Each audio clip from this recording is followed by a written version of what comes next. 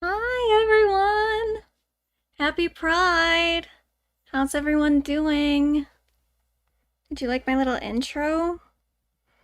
I went to the thing I use to get stock footage and copyright-free music and stuff, and I just typed in gay, and then I just used the footage that came from that. What are your thoughts on Amber Heard officially dating Aquaman? What? Since when? Where? How? No. I don't think that's true. Like Jason Momoa Aquaman? I don't think that's true at all. Okay, but it sounds like everyone can see me and hear me okay. That's good.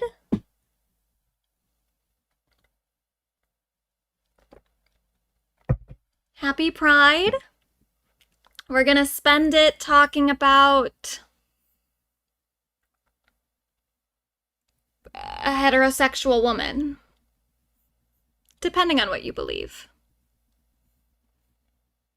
There's no way, Billy. There's no way. Yeah, he was a dick to her, I think. Let me look it up. There's no way.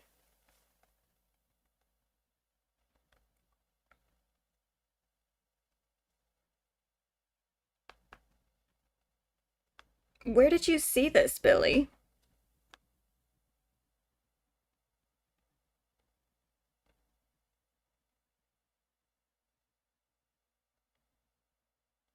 No, I don't see anything about that.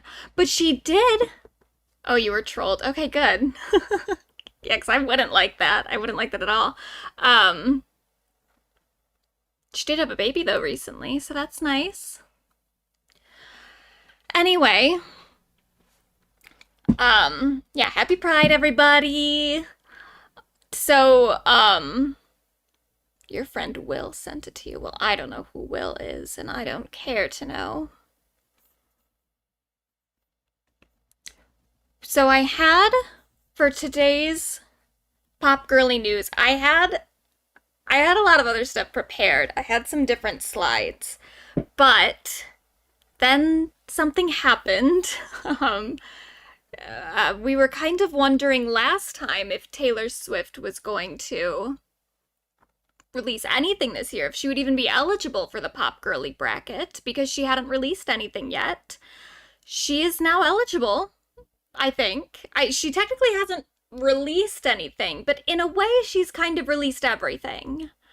Like all of her old catalog now kind of back into the Taylor Swift canon, which I think counts. I think that makes you eligible, and ultimately what I think is kind of what goes, because I'm the one making the bracket. So Taylor Swift, now a nominee again. So that's kind of taken over the bracket. Apologies to Doechii and Charlie XCX and Twigs, who we were going to talk about today. We'll talk about them next time, I guess.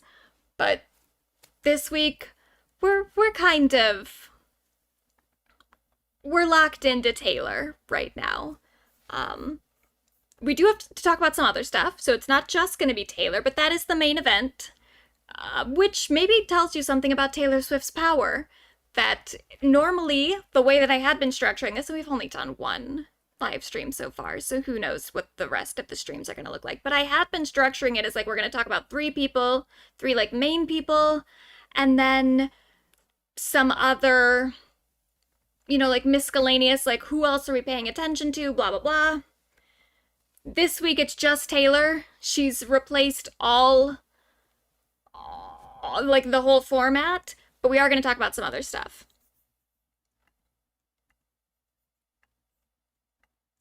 But first I do want to do some updates on a few things from last time, because I figure as we go through the slides and we introduce people to the conversation, we should be checking in on people to... I sent you to you. That's okay. You're good. But that did throw me a little bit, Billy. It did throw me. I was a little shook. But I'm happy to know that that was not true.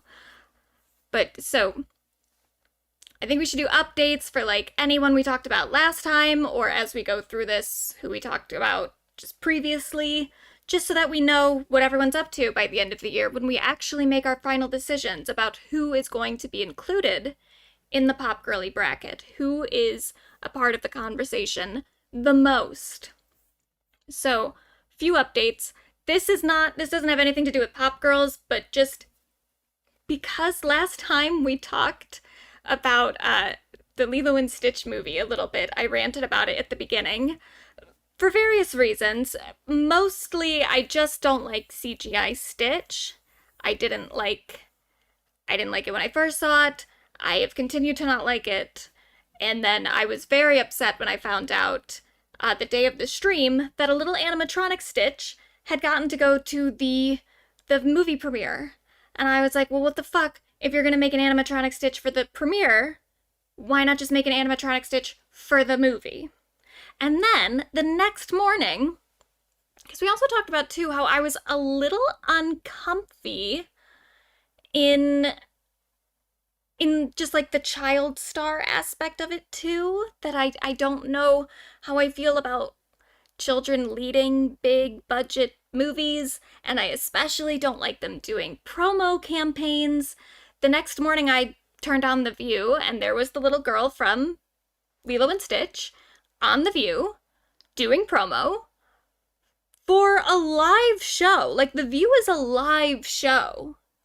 I don't think we should be putting children on live TV. I think that's actually really irresponsible and gross. And of course, in that interview, who else shows up but the fucking animatronic Stitch again? So I continue to be pissed off about that, but I do just want to have a little update because I not only am still upset about the lack of a puppet, I found out what happens in the new Lilo and Stitch movie, and we're not gonna get into it. We're not gonna talk about it because I could talk about it for like a long time, but I just wanted to make this acknowledgement. Fuck the new Lilo and Stitch movie. Every part of it. Every single part of it. Fuck that movie. And that's all I'm gonna say. I hate it. I hate it so much. Please put Carly Rae Jepsen on the possibly select section. I will.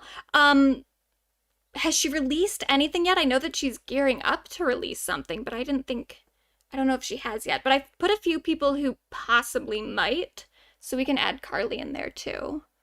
Yeah, I think it was her first show too, and she looked really nervous. I wish someone else had done the interview with her. Yeah, she looked really nervous. She definitely had a lot of like, she had scripted questions, which is good or whatever, but you could tell that she was really trying to like remember what she was supposed to say. It was very uncomfortable. I didn't like it at all. And I know that like some people will see that nervousness and be like, oh, that's so adorable. And I get it. It is kind of cute, but it's also like, well, that is a child doing a job. a job that they really shouldn't be doing, and they're doing it very, very publicly. It's not cute. It's not good. She's cute. She's very cute. But the situation is not cute, and we don't like it.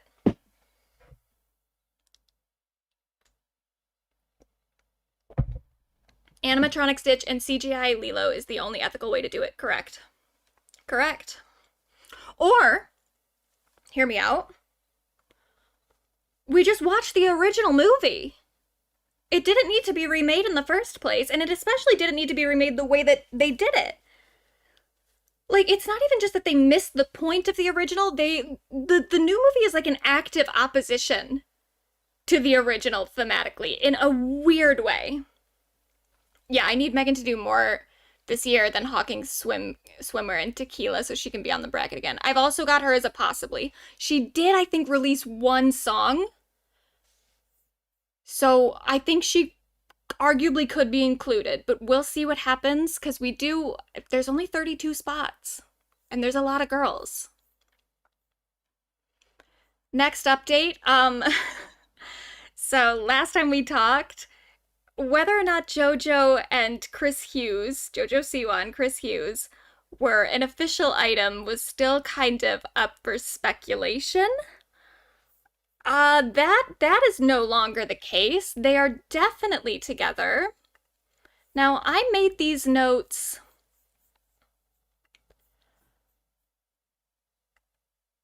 on Friday, so I don't even have the current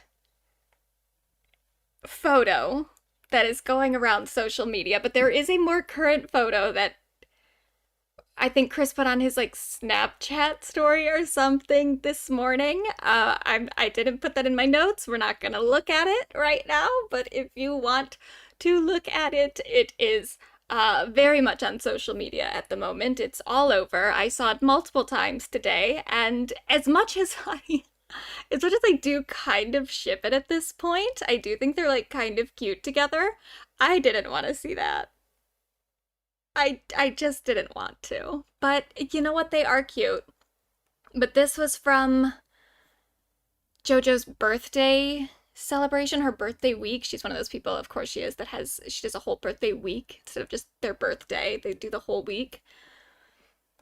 If you're one of those people, I love that for you. But you are exhausting. Just know that a lot of people in your life find you exhausting. And that's okay. That's okay. But of course, JoJo has a birthday week. But yeah, there's a few photos of them. She has a mug with his face on it. The video of that, I don't know what they're doing. Yeah, a lot of Chris in her birthday post. Yeah, and I guess he met Abby Lee Miller. And then, yeah, that's his hand on her thigh. So that already was somewhat of a confirmation that, yeah, this is like an actual romantic relationship. But then, yeah, today there was further evidence. And we'll leave it at that. Good for them. Good for them. They are cute. I kind of like it. I don't know where it's gonna go, but good for them. Oh, another update. We were also wondering about Justin Bieber. Will Justin Bieber be eligible? Because he is very in the news right now. Not in great ways. But he hadn't released any music. Now he did at least perform with SZA. So I think that makes him eligible. And that's gonna be a pain in the ass for me, because I'm gonna have to make slides about it, and that's a whole web that I wasn't totally interested in detangling. I was kind of honestly hoping that he wouldn't do anything musical this year so that I could just write it off. But he did a performance. That might be enough.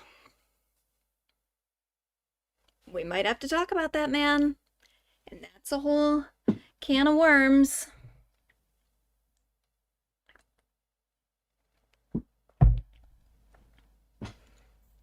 And I think, is that it for the updates? Oh no.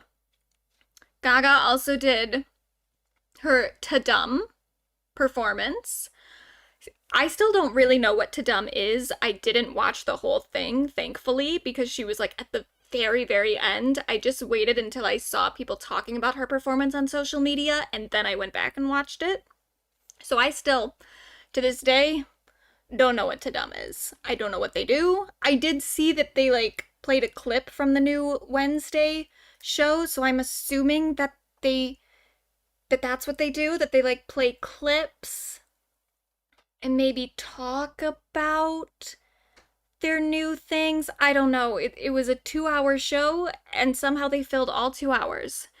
I don't know if anyone else performed. It kind of seemed like Gaga was the only one performing, but I didn't look very hard, so I'm not sure. But either way, she was clearly the headliner. She's clearly the most important person. The performance was incredible. Just incredible. I loved her hair. I loved her outfits. I loved the set. She's just on fire. What can we say? So that's another point in Gaga's book. They also did reveal the name of her character. It was like Rosalind Rotwood or something, like a teacher of Wednesday. I don't know. I know that Wednesday is based on the Addams Family. I don't know. Is the Addams Family just a TV show? Or was it one of those things that also had like a comic book series, like Sabrina or Riverdale or something? Is it just a TV show? I don't know the full lore of the Addams Family. So I don't know if this Rosalind Rotwood character is like, is that an established character in this universe? Or is this a fully new thing for the Wednesday show? I'm not sure. So I still don't have clarity on, is she, yeah, the early 1990s movies, there's those. But then there's the Addams Family. There's a TV show, right? Right? Or am I like thinking of the Munsters? Because the Munsters are a TV show. That's a different thing though, right? Well, I know it's a different thing, but was the Addams Family a TV show? I think it was. Maybe I'm wrong. It was a comic turned show turned movies. Okay, yeah, see, that's kind of what I thought. So is Rosalind, is that an established character in the universe, or is this new? How much of the Wednesday show is original and how much of it is based on like a comic or something? I don't know.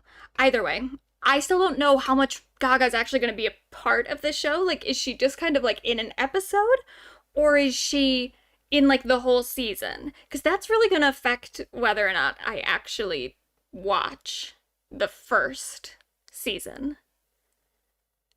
Like, do I actually have to know what's going on, or is she just going to show up and then leave? Okay, there's been a few TV shows. There's an original old one. I remember what happening when I was a millennial child. 1960 TV show was based on the author's town in New Jersey. Oh, that's cute. Probably a new character. Okay. Because I just want to know, is this like a serious role? Like, is she really going to be in it? Or is it just like a cameo? It kind of made it seem like she was really going to be in it because they had the whole cast, not whole cast, but like multiple members from the cast introduce her and say like, oh, Fred Armisen said we got to work with an incredible artist this year. So it's like, okay, so they all worked with her. So she's in multiple scenes, sounds like, right? If all those people worked with her. I don't know. I would love to see Lady Gaga and Fred Armisen together. I wonder what they would talk about. So yeah, that's what's new with that. Gaga also did say something at one of her Singapore shows, the final Singapore show, which was kind of like the closeout of the like the Coachella show that she'd been doing. She did Coachella, then did Mexico, then did Brazil, and then Singapore, all doing kind of like the same set list, same choreography, same set and everything. She did say that that was the last time they were going to do a show exactly like that. So that kind of answers our question about if the tour is going to be significantly different from the show she's been doing. It sounds like it is going to be fairly different, which I think it would have to be, because I don't know that she could fit that set into arenas. But I guess we'll see. The main thing that I care about is just getting all the Mayhem songs onto the set list. I don't want anyone left off. We could leave off Blade of Grass if we wanted to leave any off, but she won't. She'll do it. But every other song, I need Love Drug, I need Don't Call Tonight. I need them all. I think the Munsters was like the ants to Pixar's A Bug's Life. Okay. That does help me, actually.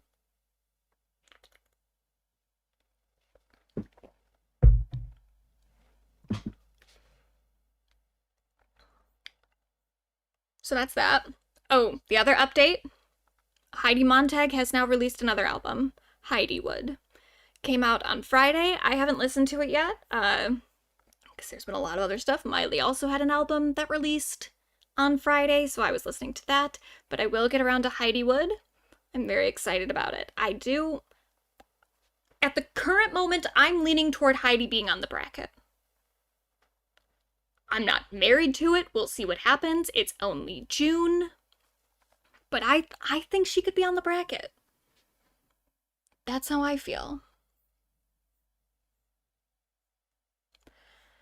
But then let's move on to our other kind of main topic for this stream before we get to Taylor. The AMAs were last week on Monday.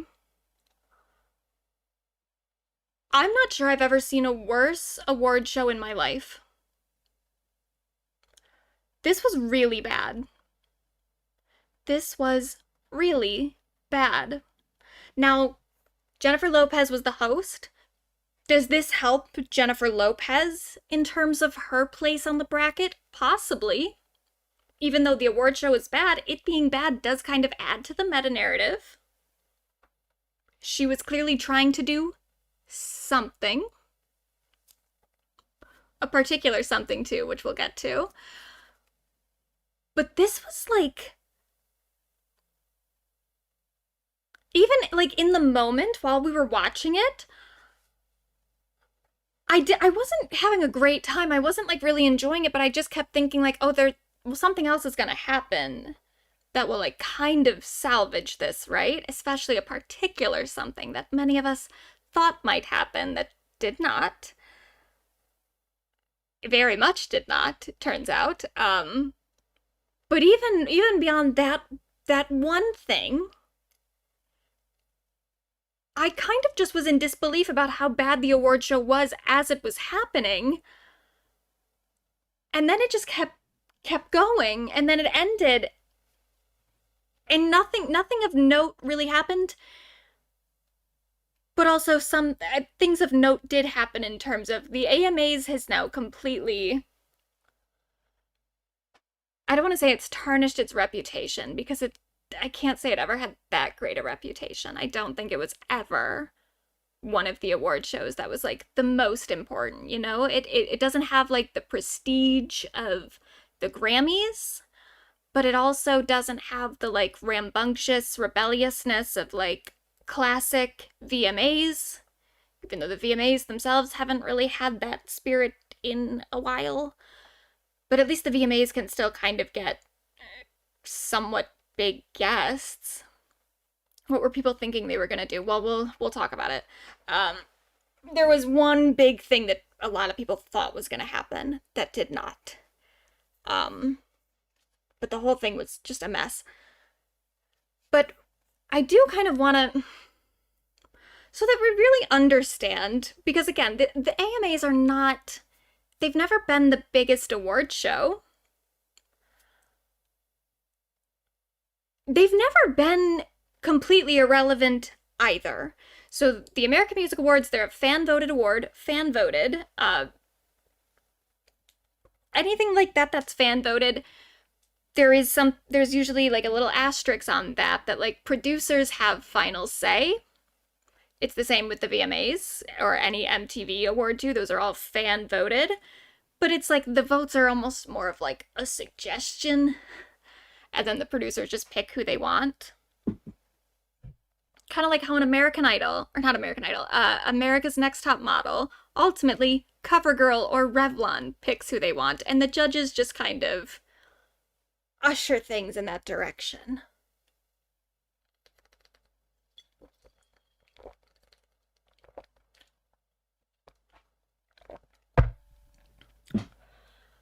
So that we kind of get an idea here of the history of the AMAs. First of all, it used to air in November. I think this is the first time it's ever aired in May, but they haven't done an AMAs in 2 years. This was their comeback. This is the comeback show. The AMAs have not existed for 2 years.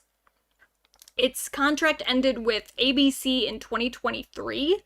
So there was no 2023 show. 2024 it got bought by CBS. CBS then did like an anniversary show where they showed like highlights from old AMA ceremonies. So they didn't like do an AMA ceremony itself, but they did like a celebration. This was the comeback show. Hi, thank you. And it was a fucking disaster. Some highlights from previous shows. First of all, Gaga has had some amazing moments.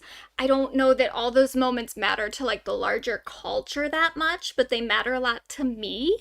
So 2013, she arrived on a horse. That was, you know, cool. It wasn't like a real horse. It was a horse with like male dancers as the legs. It's like a mechanical thing. We're not going to talk about the performance that she did that year. We'll just pretend that didn't happen. And really, it's easy to pretend it didn't happen because it's very hard to find now. I don't think it's on YouTube at all. You can maybe find it on like Daily Motion or Vimeo, but we just don't need to talk about that performance. But she did perform, technically. She also did an incredible performance in 2009 of Bad Romance at the AMAs, and Speechless, too, a song she has not performed in a very long time.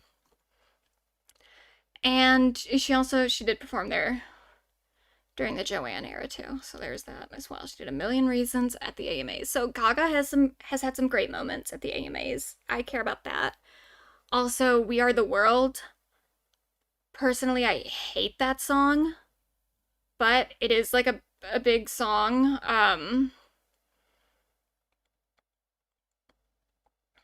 Thank you. Yeah, I hate We Are the World, but they did the big like choir moment, like with all those, most of those people came there directly after the VMAs. So like Michael Jackson was there, recruited people at the award show, was like, hey, come back, let's sing this dumbass song together. And then they did. So the AMAs are responsible for that. How you feel about that song, I guess, is up to you. But it is important. It was a big song. It does matter culturally. They made us sing it in my high school choir. So there's that. Anna Nicole Smith presented a performance from Kanye West. And, yeah, rough moment. But again, it matters to the culture. If you go on like YouTube, it says that this is from the Billboard Music Awards. It's not. It's the American Music Awards. I don't know why that says that. Yeah, this was a rough moment. But a big one. And then another very big moment. And just in time for Pride, Adam Lambert kissed a boy. Unfortunately, he is also a boy. So a lot of people really didn't like that. In fact, ABC didn't like it so much that Adam says he was temporarily banned from the network and threatened with a lawsuit. This was really kind of a moment. I don't know if any youngins in here even remember it happening, because this was 2009, I think. This was back when like American Idol actually kind of mattered, when the people on it mattered, not just the judges, but the contestants had some hope of actually having a singing career. Yeah, For Your Entertainment is still a bop. It is. This is before he did his little like his tour with Queen, when he was just kind of a solo artist. And he is somewhat, I'm not gonna say making a comeback, he's releasing music. He's definitely not, he's not at the level that he was at this time. But you know, it kind of would have been nice. Maybe he should have performed at this year's AMAs, because now it's like on CBS, so it could be CBS kind of taking a stand and being like, ooh, we support this. Even though I'm sure ABC at this point would probably allow it. I don't know. But yeah, we could have had Adam Lambert kissing a boy this year, and it would have been nice. But I guess not. Not that I don't even think CBS would be down with this, because as we're going to talk about, the AMAs this year were very strangely conservative. But that's another thing that happened at the AMAs. So the AMAs has mattered before. It has.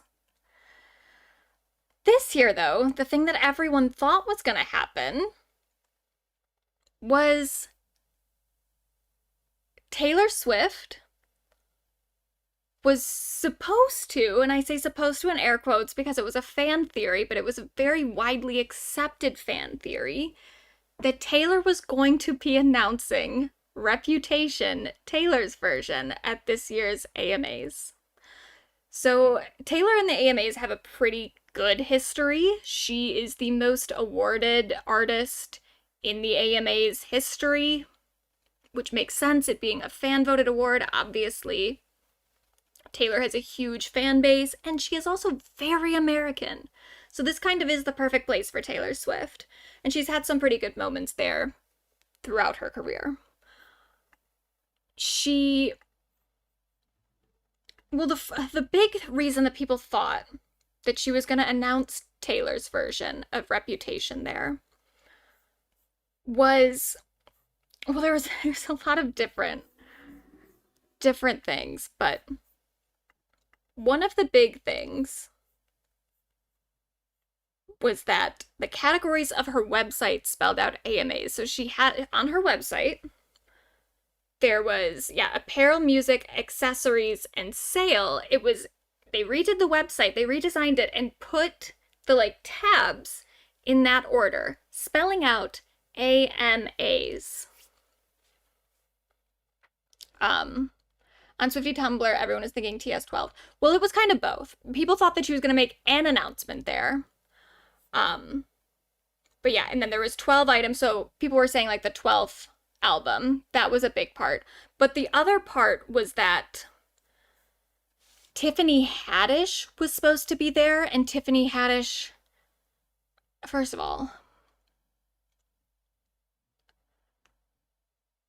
I'm never gonna look at Tiffany Haddish the same way again after the thing that she was accused of. And we'll leave it at that. But Tiffany Haddish was supposed to be there, and she was a presenter, and she was the one who, at the Reputation tour, there was the phone call of, they're like, the old Taylor can't come to the phone right now, why? 'Cause she's dead.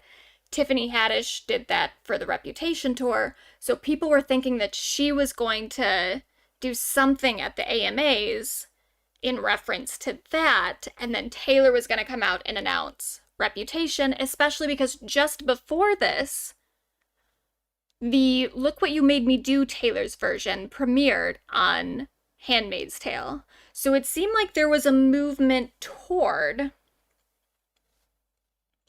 Reputation TV. In retrospect, that's very funny. But at the time, it seemed like it was a real possibility. Now, that did not happen.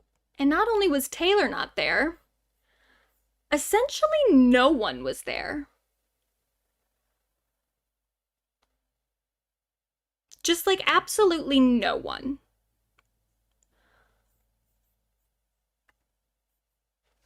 So first of all, we have the issue with the performances.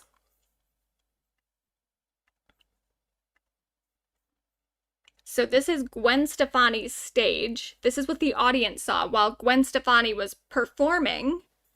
Gwen, not on the stage. Literally just a video of Gwen Stefani performing. Turns out it wasn't even just Gwen. It was also Blake Shelton. So we'll listen to this lady talk for a second because she was there. This is like a 5-minute TikTok, so we're not going to watch the whole thing, but we'll watch the first part because I really was kind of blown away by this. Lighting is really bad. I'm in my car. I just got home from being at the AMAs. I got dinner with a friend. And I just want to talk about the AMAs because what was happening, you guys? What? There's so many problems. I just have to do my best to try to keep track of all of them. First one, live performances. Blake Shelton, Gwen Stefani did not perform live. They were not there. It was pre-recorded performances, which is fine. But don't lie to us about it. I'm super pissed that we bought tickets. My friend and I were both excited to see Blake Shelton and Gwen Stefani live. And then they say, here comes Gwen Stefani live to us in the audience, and she's not up there.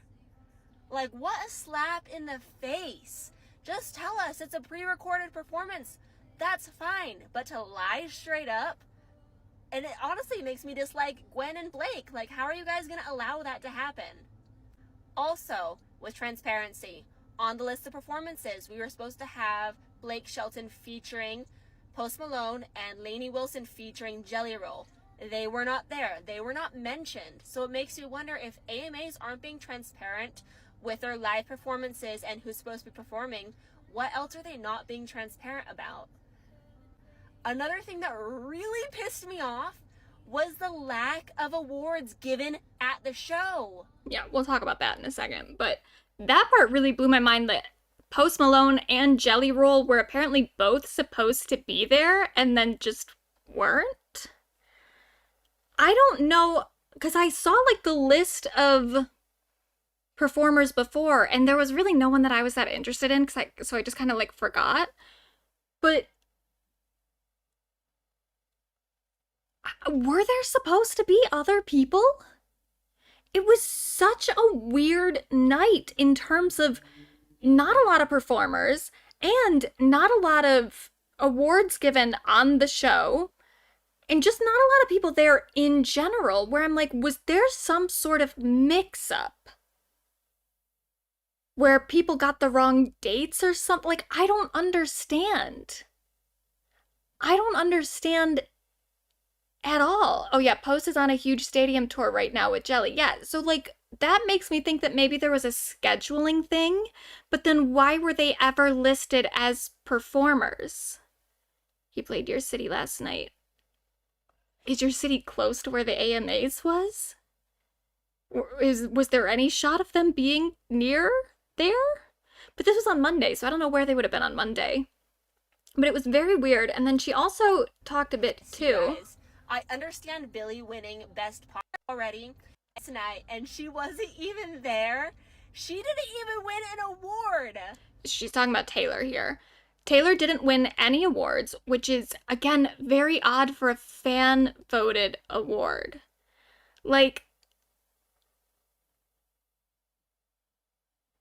Where were the AMAs? You're in Boston. Where are the AMAs? Are they New York? Or are they California? Does it say here? Oh, Vegas. Was Jelly Roll or Post Malone anywhere near Vegas on Monday? I don't know. But yeah, so Taylor didn't win any awards for a fan-voted awards show where it's I just find it really hard to believe that Taylor Swift didn't win anything. unless the producers just went over the votes and were like, we're not gonna give it to her. And then in that case, why?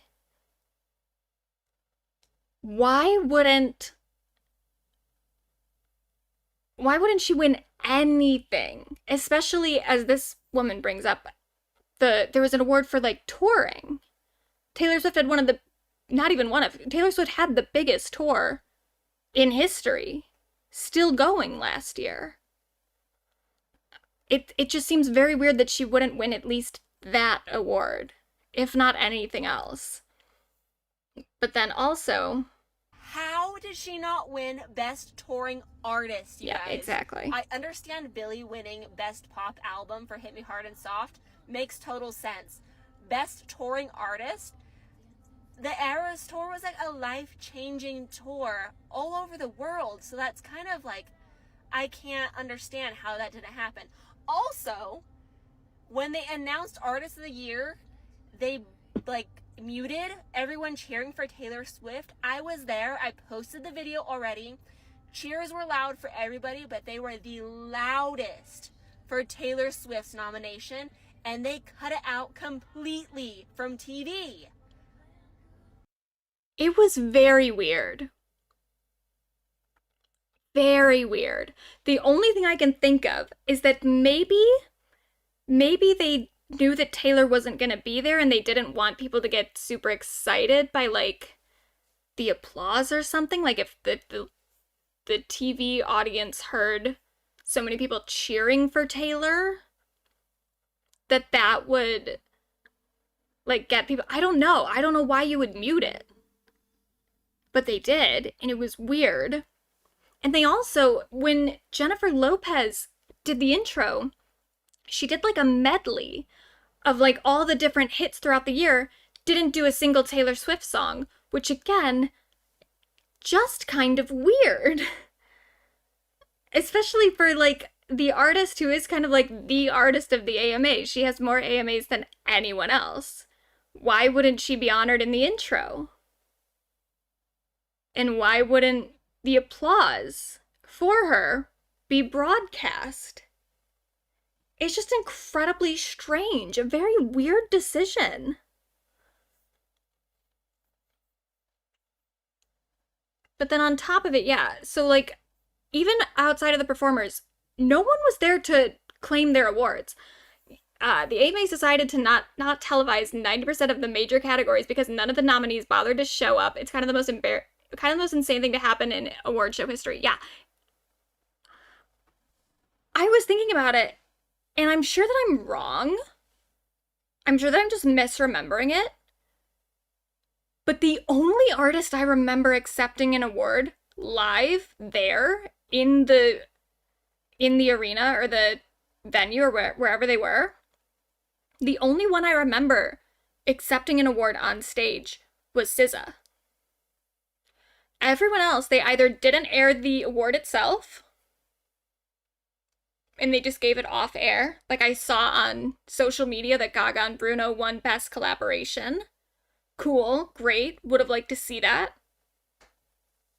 Or they presented it at the show, but then the artist who accepted it wasn't actually physically there to accept it. Like Gracie Abrams, I don't remember her being there.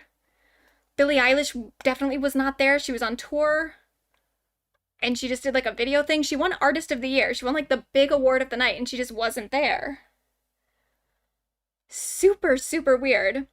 SZA was there. She accepted her award. And then there was like, Rod Stewart got like a Lifetime Achievement Award and he accepted that, but he also performed. And then Janet Jackson had like an Icon Award and she accepted that, but she also again performed. So it's like the other two people that I can think of accepting their awards were there for like honorary awards that they did a performance for. And Song of the Year too, yeah. It's like, what's the point of having an award show if you don't really have any performers and you don't have anyone there to accept the award?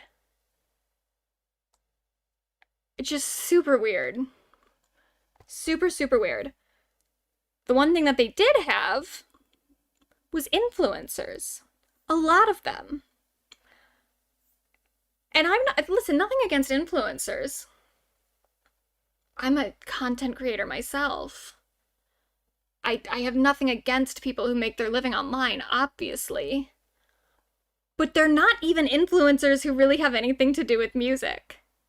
Like, Cutie Cinderella was there. She did the red carpet, which that's kind of nice. Like, and that makes sense that she could, like, interview people on the carpet. And she's a big Swiftie, so that again kind of got people excited of like, oh, Cutie Cinderella is there and she's gonna get to see Taylor Swift. Taylor Swift not there. Not there at all. But everyone else, there was like Kai Cenat, who was streaming live from the event. This is a guy who walked up to him and was saying something about, like, I love that you had Kanye West on your stream, and Kai gave a very knowing look to the camera and handled it pretty well. He handled it very well. I didn't know, by the way. I didn't know how young Kai Cenat was. I thought he was like my age. He's 23 or something. He's like early 20s. I didn't realize that. But good for him. He handled it well. And I did, once I found out that he was streaming from inside the event, because there was like a shot of him in the audience with like a camera on him, I was like, oh shit. So I went to Twitch and I started like second screening. I had the AMAs on the TV and then I had Kai Cenat's Twitch stream on my laptop because he was like a minute ahead, like a minute and a half or 2 minutes ahead of the actual TV broadcast. So I was like, okay, if Taylor Swift shows up, I'm gonna see it on Kai's stream before I see it like on TV. She never showed up, but that was kind of enjoyable. I think that was the best part of the show for me, was watching Kai Cenat. Not even listening to him. I didn't have headphones in or anything. I didn't have my volume on. I couldn't hear anything that Kai Cenat was saying or doing, but I saw him and I just got to watch Kai Cenat like react to everything that was happening. He seemed to really like Rod Stewart's performance. He seemed to really like Janet Jackson. He was excited about Janet. We love that. At one point, he went backstage, and the AMAs are just kind of trash because he went up to like a snack table, and the snack table was so lame. It was like just like some bags of Lay's and then some Kind bars and LaCroix. And Kai Cenat did not seem to like the LaCroix. He drank a little bit of a LaCroix and then he went, ugh. So that was my entertainment for the evening, was watching Kai Cenat doing things. I've never watched him. I don't watch a lot of Twitch. But it was kind of fun just to watch him walk around and do stuff. Maybe that'll be my thing now. I'll watch Kai Cenat. I don't think so. That seems a little young for me, but it was good. I did kind of like that. I liked the like behind the scenes aspect of getting to watch someone in the audience at the AMAs. But you know, they had to do that because otherwise, what if they don't allow streamers to stream from the venue? How else are they going to advertise? Because clearly no one else was watching for any other reason other than Taylor. But I could see maybe if you were like on Twitch, if you're like trying to get the younger demographic, you know, kids who are on Twitch and watching Kai Cenat, they might be like, oh wow, Kai's at the AMAs, let's turn that on. Like, that probably is a good idea. And I enjoyed it. So I hope that more award shows do invite Kai Cenat specifically. All the other influencers, I don't need them there. Because at that point, when all the influencers who are getting invited are not musicians, they don't make music. It's not like they invited like Addison Rae, TikToker turned pop star, or, you know, Troye Sivan, YouTuber turned pop star. They're inviting like James Charles, who I know has made songs before, but he's not like he's not a serious musician. He's not a serious pop star. There's just like a thing that he did. Maybe he wanted to be. Maybe it didn't take off for him. But that's where we're at right now. I don't need to see James Charles at a music awards show. Or really anywhere, to be honest. But so at that point, they're just seat fillers. That's all they are. And I couldn't understand too, because at one point I saw Rebecca Black in the audience. And it's like, well, Rebecca Black makes music. Why couldn't Rebecca Black perform? if you couldn't get the A-listers, if you couldn't get Jelly Roll and Post Malone and Taylor and Chapel and all that, that's fine. There are other performers. Rebecca Black was there. Rebecca could have performed.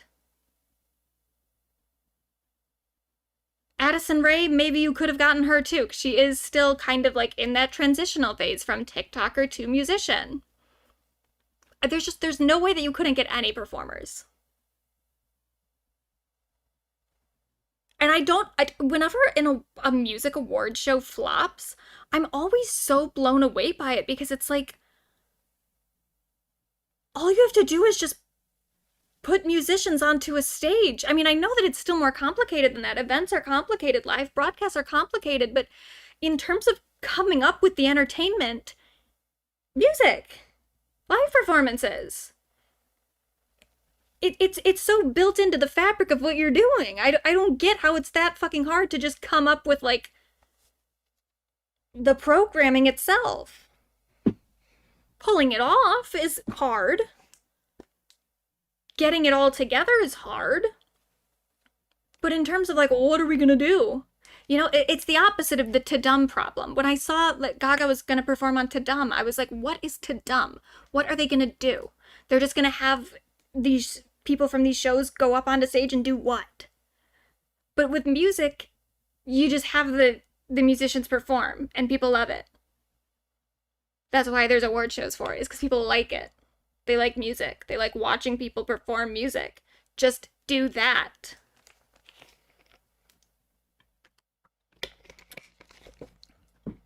It literally took until, like, COVID for the Grammys to really understand that.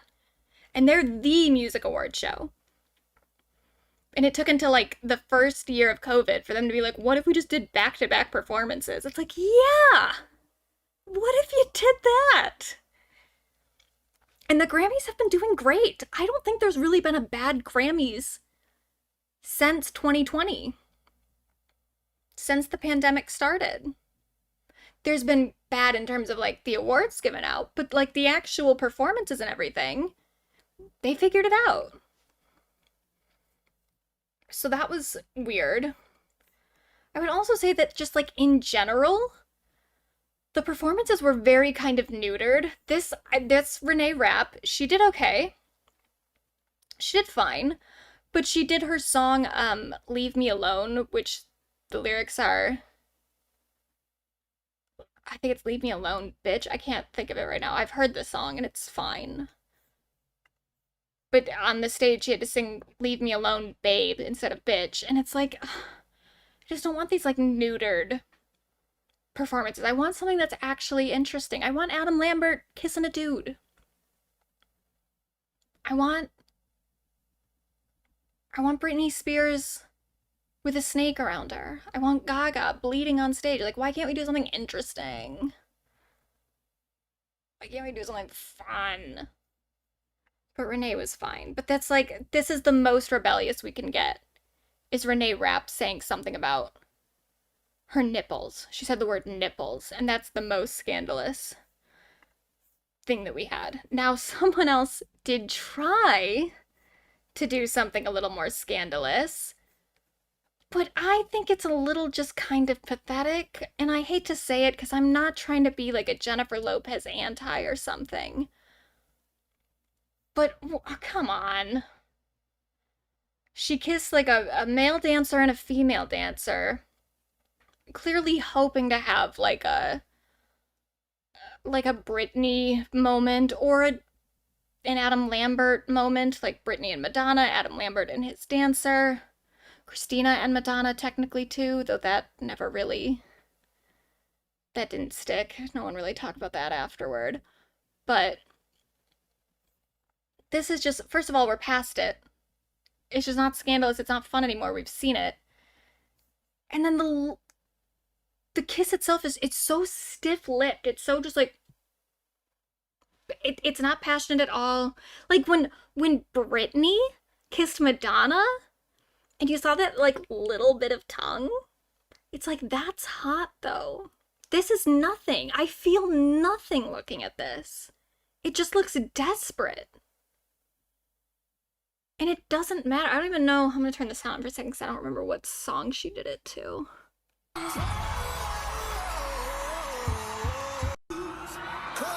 I still don't know what song she did it to. What is that? Yeah, it just wasn't even.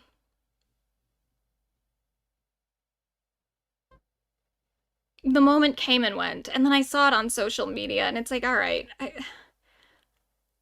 I would say I admire her for trying, but I don't even know that she really tried that much. The one other somewhat interesting thing is Benson Boone flipped again. I do kind of, I mean, it's cliche at this point, but I do kind of get excited every time he does it.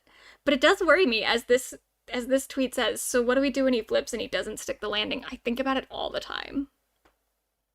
Because it doesn't take much. You slip, land wrong, and then what? We all watch Benson Boone die? I don't want to do that.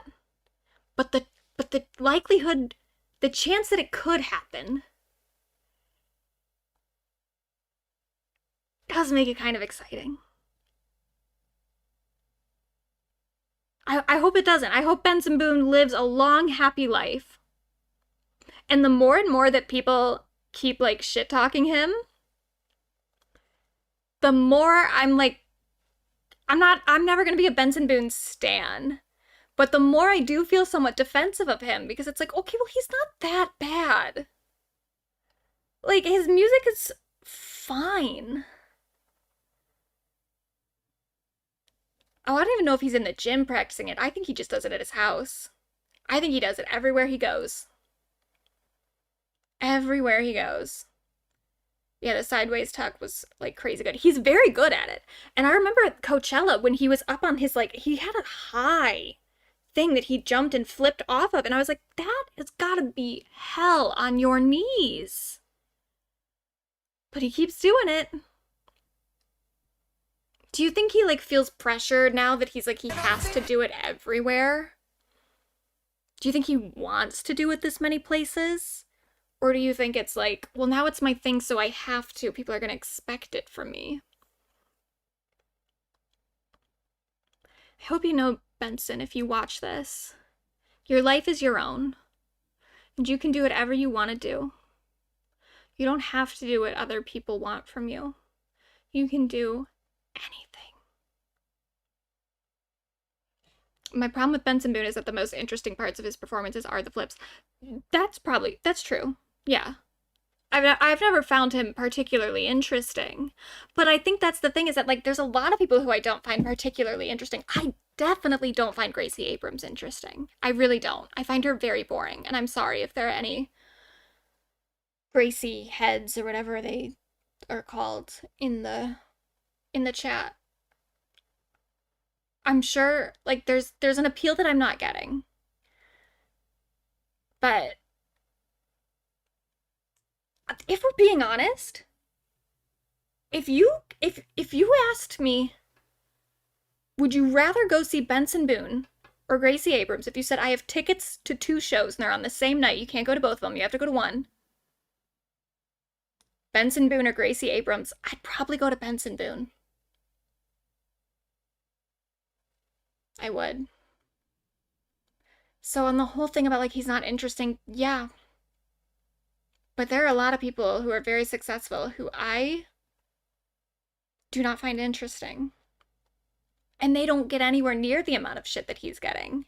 I think it's kind of a social media thing. I think he also he auditioned for like American Idol or something. Is that his origin story? He did something like that, I think. But like the big thing is that his songs got big on TikTok. I think people are just so dismissive of TikTok artists that they just really want to dislike Benson Boone. And it's like, but he didn't do anything wrong. He's just fine. That's his biggest crime. Benson Boone's biggest crime is that he's just fine. Yeah, I like Gracie's lyrics, but the production, actual music performance does not do it for me. Yeah, I think that I just can't quite get past the production and like the musical performances, so I'd never even get very deep into the lyrics. I'm like, oh, it sounds like that. And that's okay.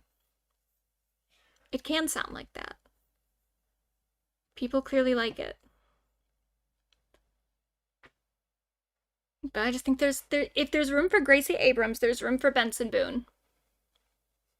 And that's how I feel about that. Now the other big thing that like really kind of weirded me out about the whole show, an intense amount of military propaganda. Just nonstop. It did air on Memorial Day, so I think obviously that's a part of it. But I also think that they wanted it to air on Memorial Day for that reason. I think that was an intentional choice because you could air it on a Sunday. And again, this is the first AMAs that have been in May. They used to be in November. So there were a lot of options. But it was just consistent throughout the whole show. And maybe part of it is just the fact that they didn't have anything else to do. So they had to keep cutting to stuff involving the military. But it was very it made me very uncomfortable because the thing about when you see stuff like this during award shows or during sports shows or something, like during sports themselves, like whenever they do the national anthem and stuff, that is called paid patriotism. That is something that the Department of Defense pays to put onto these broadcasts as a form of propaganda, as a way to make the American public associate patriotism with support for the American military. A military that does some pretty heinous shit. And they encourage people to sign up for the military. They encourage people to support the military. And they did it to a degree during this show that I started to feel, it started to feel like post 9/11 to me. I kept having this feeling of like, are we about to declare a war? Are we going to go to war with a country that we should not be going to war with? Are we about to send our military into some other country that we have no business being in and terrorize their locals? I don't see what the need for all this propaganda is at the current moment. What are they planning? It was very weird. And then there was just this certain brand of patriotism throughout the whole night that, again, felt very post 9/11. Very like, we have to make the American public rally around this specific idea of America that is very pro-military industrial complex. And I didn't love it. I didn't love it one little bit. And I'm going to tell you something else I really did not love. I did not love this man's performance. At all. I didn't like it in the moment. And then I really didn't like it earlier today when I looked up the lyrics for the song that he performed. So let me just go on a little rant for a second, because this pissed me right off. I went to look at the lyrics this morning, and it's your standard country song for the most part. You know, it's 7 generations from a dirt road corn crop. Like, what does that even mean? All about patriotism, blah, blah, blah, blah. From the red, white, and blue, flying high at the farm, to the Boone and Crockett stud on the wall in the barn, where the magnolias bloom, there's a lab on the lawn, where your buddy and your boat both got the name John. That's kind of true. Everyone here is named John. My boyfriend, my father, a lot of Johns. Anyway, this is the part that really made me very upset today. In God we trust. Detroit we rust.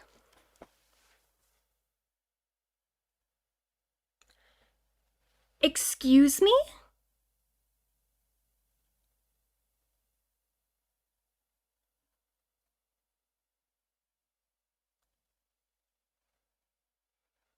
What? What is wrong with you? Okay. So, for those who don't know, especially if you're not American, Detroit, along with some other cities, a lot of other cities, in like the northern kind of Great Lakes, mid-Atlantic region-ish, um, in like the mid 20th century, we were kind of like the powerhouses for America's like industrial revolution and like the manufacturing, labor, blah blah blah blah blah, you know, especially in Detroit, big like big automobile industry, obviously. In like the like mid to late 20th century, like 70s, 80s, a lot of manufacturing jobs and a lot of like just population movement started to go south, like literally south in the country. It has to do with like baby boomers getting older and retiring in the South. Air conditioning also, like air conditioning started to get a lot more common, so that made manufacturing labor just easier to do in the South because they weren't so fucking hot all the time. And then also, like, specifically in Detroit, foreign car manufacturing took a lot of jobs, which is why, like, throughout Michigan, there's buying like a new foreign car is kind of a no-no. If you're like a Michigander, born and raised, if you're gonna buy a new car, you're buying Ford or Chevy. Because that's what you do. Because foreign cars, many people feel, directly related to the loss of jobs in Michigan in the like 70s and 80s and beyond. So, a lot of stuff starts moving to the south. That becomes then known as the Sun Belt. Then us up here in the north, Chicago, Cincinnati, Detroit, all the way up to like Buffalo, we are now the Rust Belt. And the rust refers to the like literal physical rust, and also like the physical rust of, you know, the materials, the raw materials, and also like a metaphorical rust of like the urban decay of these cities. The fact that a lot of the wealthier, more privileged people moved out of them and left behind a lot of poverty in Detroit and Chicago and Cincinnati, etc. And a lot of the people who got stuck there, coincidentally, like if you look in Detroit and Chicago, especially now, a lot of people of color who were economically disenfranchised. So that's what the rust is like the areas of America that got left behind. And so this motherfucker, in his song about America, is like kind of bragging about it on behalf of the South. In God we trust, Detroit we rust? Fuck you!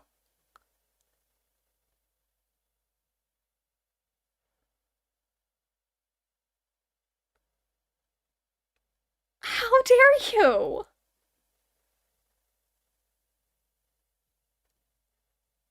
I couldn't even believe it when I read that lyric, but it makes sense because he has that song "God's Country," which is literally just like a celebration for the American South. And it's like, well, if you believe in God and your whole thing is like patriotism, wouldn't the whole thing be God's country? What are you talking about? But no, this is the dividing line here. God's country, a la Blake Shelton, a la Morgan Wallen, is the non-urbanized areas in the South. It's rural South. That's God's country. The places in America that happen to be the most socially conservative and racially segregated. Like, I know that's not what he's technically saying here. Is like, oh, fuck Detroit and all of its black and brown people and all of its poor people and all of its metropolitan politics and its liberalism. It's not technically what he's saying, but it's like, what else is the implication if the South is God's country and the rest is not? And you're saying Detroit we rust. Go fuck yourself. You think that's celebratory for America? Is that Detroit got left behind? You think that's a good thing for America? That's a thing that you like. Is that if you go to Detroit right now, most of what you're going to see is like abandoned buildings and houses. That's cool for you. That's a part of patriotism for you. It's just gross. I just don't even... Just stop. Just do your little red, white, and blue thing and leave Detroit out of it. Stupid. So yeah, that pissed me off. Look at him. Ugh.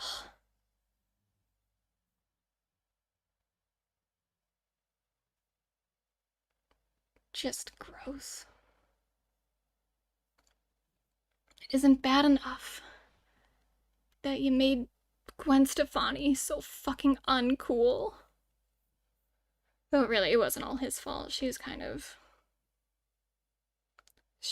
down a weird path anyway, but he didn't help. Yeah, I don't like that man. What is his tattoo?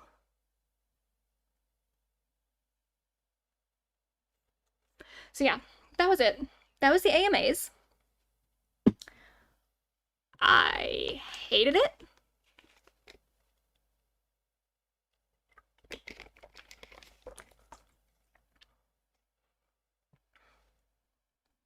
And yeah, it felt weird. It felt weird to watch. It like felt almost dystopian. Because the conservative social politics of it were so strong. And then on top of it, there weren't any stars or anything. And it's just sort of a peek into our future in a way that as social conservatism and economic conservatism takes over our country, art suffers. It does. And the AMAs were a representation of that. Reminds me of Bo Burnham's pandering country song. Yeah, exactly. But even it goes a step further than that, because most of it was the pandering country song. But then it's like you had to add in that little dig there too, that is like literally just trying to... I mean, it is stoking divisions. To say Detroit we rust in your song about America? Is Detroit not a part of your America?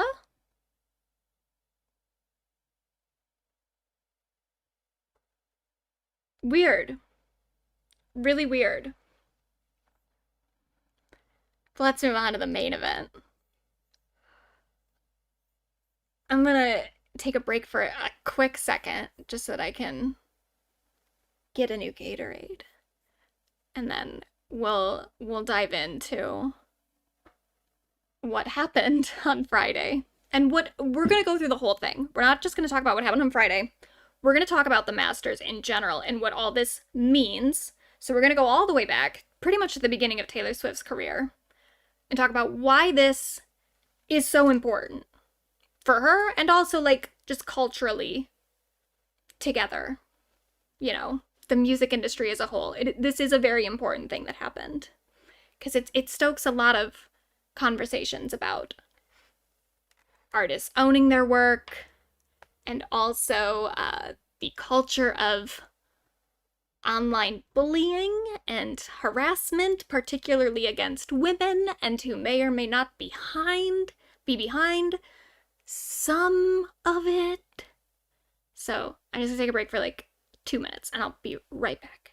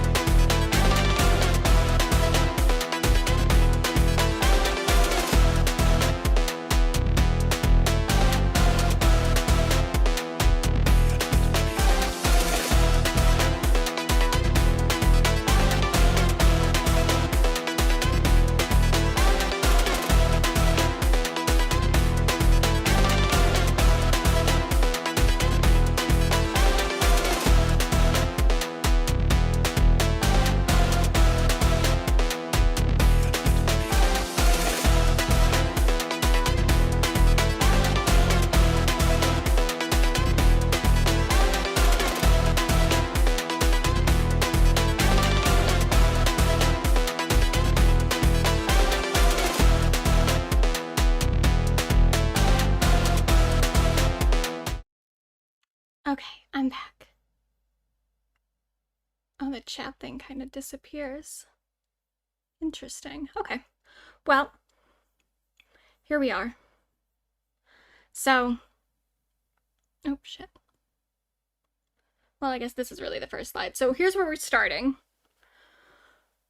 So, all of this whole thing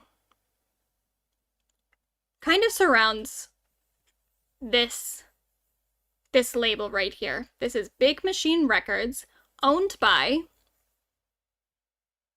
Scott Borchetta. I'm gonna try very hard to not call him Scott Bruschetta throughout this stream, but no promises, because it is very close to bruschetta.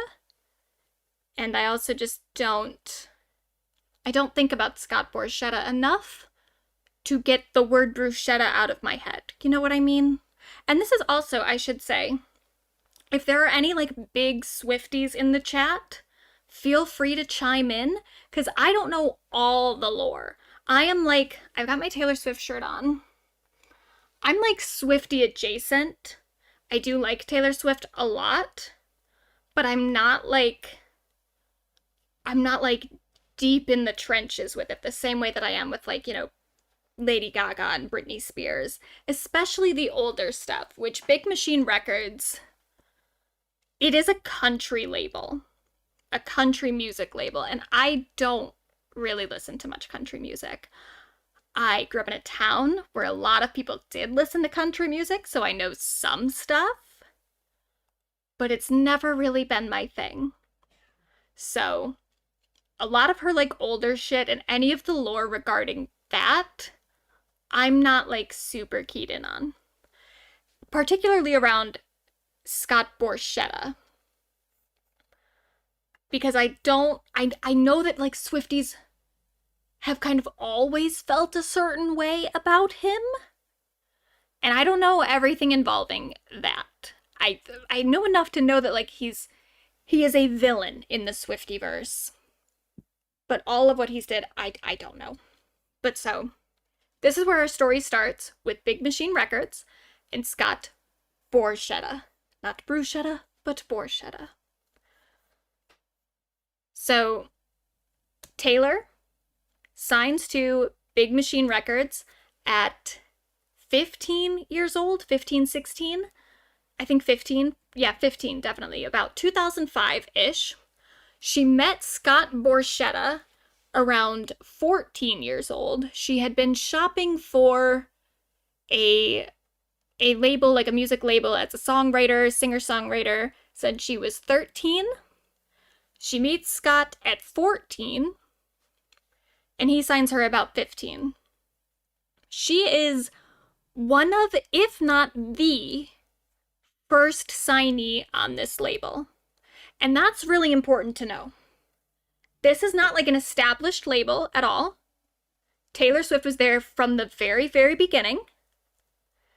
And she was always its biggest artist. Always.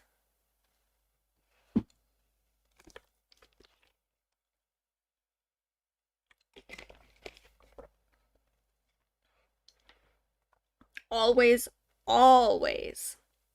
I think at one point I think she made up like 80% of the label's sales in whole. So Taylor Swift, big part of Big Machine Records, kind of made the whole label successful on her own. She signs with them at 15 for a 13-year contract. In that contract, she does not own her masters, but she does have publishing rights. We'll talk about that more in a second. But this is something that I do think is worth bringing up. This photo says 16. I believe she did sign at 15. But this is her signing her record label. That's her mom. That is her dad. And that's Scott Borchetta. One thing that I think is really important to point out here is that Taylor Swift has never made like a truly bad business decision in her life. A lot of people will talk about how she got taken advantage of in this contract, and she did. However, the way that she got taken advantage of was not only it's pretty common in the music industry, but it's also like the better case scenario. Not the best case scenario, but the better case. So, like I said, she had been trying to get signed since she was about 13 years old. She had shopped around to different labels. There were a few labels that were looking to sign her. She didn't sign with any of those labels because a lot of the other labels had a history of, what do they call it? Shelving artists while in development. Yeah, her name is Taylor because her parents wanted to have a gender-neutral name so she could be successful. They set her up from day one. Yeah, that's an important thing to note here. The reason that Taylor Swift has never had like a totally bad business decision is that her mom is a former marketing executive and her dad is a stockbroker. So these two always knew what they were doing, and Taylor always knew what she was doing. So they start shopping around when she's 13 for a record label. She doesn't sign with any of them because they have a history of shelving artists. Shelving in the industry is like one of the most like unambiguously evil practices in the entertainment industry. It doesn't just happen in music, it also happens in like film and TV. It's when they like in music, what that means is that they'll sign an artist, put them into development to like make an album or make a first single or something, put them into development so that they can like get their career started. Then, while they're in development, they will halt all progress on it and halt all of the production while that artist is still under an exclusive contract.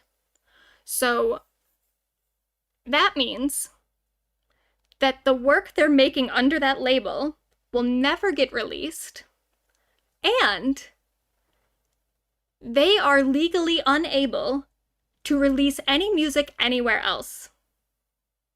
Not under a different label, not independently. They are just now stuck. They just essentially cannot have a music career because of the contract that they're in. The record executives who do stuff like this do it for a particular reason. Number one, they just don't want to put the money into actually like producing an album or a single or, you know, just putting money behind an artist. So they just don't. But then number two, they know that that artist is good enough and has enough talent and has enough like shit behind them, like maybe some fan support already, maybe some like good resources, blah blah blah, especially like if they maybe have like a good social media team or something, or a good social media presence. They have something going for them that if they were to release outside of that label, they would then be competition for the artists on the label. So they specifically put them into development hell so that they can't release music on their own, and they also aren't releasing music through the label. It's just really fucked up and gross. It's just, you're just ending people's careers on purpose so that you don't have competition. So Taylor was aware that that is a thing that could happen. So she signed with this label where she knew that that was not going to happen. Like, she had enough assurance, even though the contract she signed wasn't the best, it was at least good enough that she knew that she was going to release a couple albums. And you know what? It was the better decision at the time. So that's something that I do think that like should be cleared up here. That Taylor was kind of in one of the more privileged positions compared to other artists of her tenure. And she still got really fucked over. But she, even still, the way that she got fucked over was just incredibly routine. Most of the way through. And that is why I think a lot of other artists in particular have kind of rallied around her to support these re-recordings, because this could have happened to anyone. Yes, she was 15 when she signed her contract. Yes, she was probably more naive than she is now. But she didn't get taken advantage of because she was a naive 15-year-old. She was a very, very smart 15-year-old with very, very smart parents in terms of like their business savvy. And this is still the outcome.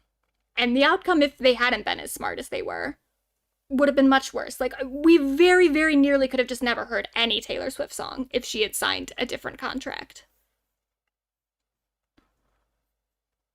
We also, unrelated, but there's a possibility we never would have heard any Taylor Swift at all if not for a certain pop star named Britney Spears. Because Taylor actually, she attended, and I don't know, I don't think this was like the make or break in her career, but she did attend a like songwriting artist camp thing that Britney Spears sponsored through the Britney Spears Foundation in the early 2000s. She had like camps where underprivileged kids could get like music training and like artistic education and stuff. Taylor, not an underprivileged kid, so I don't even know how she ended up there, but she did. I guess maybe she paid and other people were sponsored. I'm not really sure. But yeah, Britney had camps for like songwriting and stuff. So yeah, Britney Spears is kind of the most important pop star to ever exist.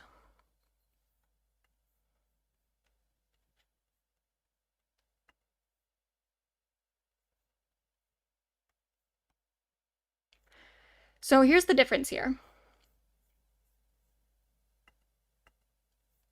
between masters and publishing. So your masters, and this is when they're saying that like someone bought Taylor's masters, this is what they mean. The masters are the final original recording. So the thing, like if you go to Spotify or Apple Music or iTunes or whatever right now and you listen to something from one of Taylor's older albums, like her debut, let's say, if you listen to our song, the recording that's on streaming is the master. That's the final recording of the original song. So if you have master rights, if you have rights to the masters, you hold the licensing rights, which means that you decide, like, if a song is going to end up on like a TV show or in a movie or something, that goes through you. You sign off on that. You also, most of the time, own the packaging. So, like, the album cover, single cover, the music video, stuff like that, like the aesthetics around it also usually will fall under master rights. And then you earn revenue from the recording itself. So this is kind of like the big thing. This is the thing that you want to own for financial reasons and also for like artistic control reasons. If you only want your songs being played specific places, or if you want to license it out to whatever, like all the songs, a lot of the songs that we've heard from Taylor's version, from her re-release project, we heard them debut through, like, I think the first one was, it was some cartoon movie, a trailer or something, and then most recently, Look What You Made Me Do was in Handmaid's Tale. So that's, in those scenarios, what I imagine happened is that those people, the people who were working on those movies, wanted a Taylor Swift song, and they knew because of how public this dispute is, they knew that, like, oh, if we get the licensing from her original albums, we're getting licensing through the people who own her masters, which Taylor might not be too fond of. So they most likely were reaching out to Taylor's team and saying, like, hey, we want a song, but we don't want to license it through Big Machine, or who owns Big Machine at the time, either Scooter Braun or whoever he sold it to. So they go directly to Taylor and she gives them the re-recording, because she owns the masters for the re-recordings, but not for the original. Then there's publishing rights, which is the rights to the elements of the composition. So the actual, like, songwriting. Each, like, instrument, each lyric, the voice itself. Because Taylor is the main songwriter in all of her music, Taylor has publishing rights for all of her music, even without owning the masters. So from that, she still gets royalty earnings.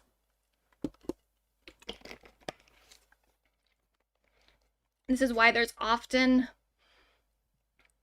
conversations in the music industry about songwriting credits, because if you want to get royalties, you get royalties much more from the songwriting than you do from, like, performance. You kind of don't get a whole lot if you don't have a songwriting credit in terms of money. unless you own the masters, which most people, most artists, to be clear, do not own their masters. This is not like a rare thing. This is a very normal part. Like a vast majority of artists do not own their masters. Their label owns them. But if you own the publishing, you own the right to re-record. That's not just the way that Taylor's doing it, but also like live performances and stuff. You have those rights.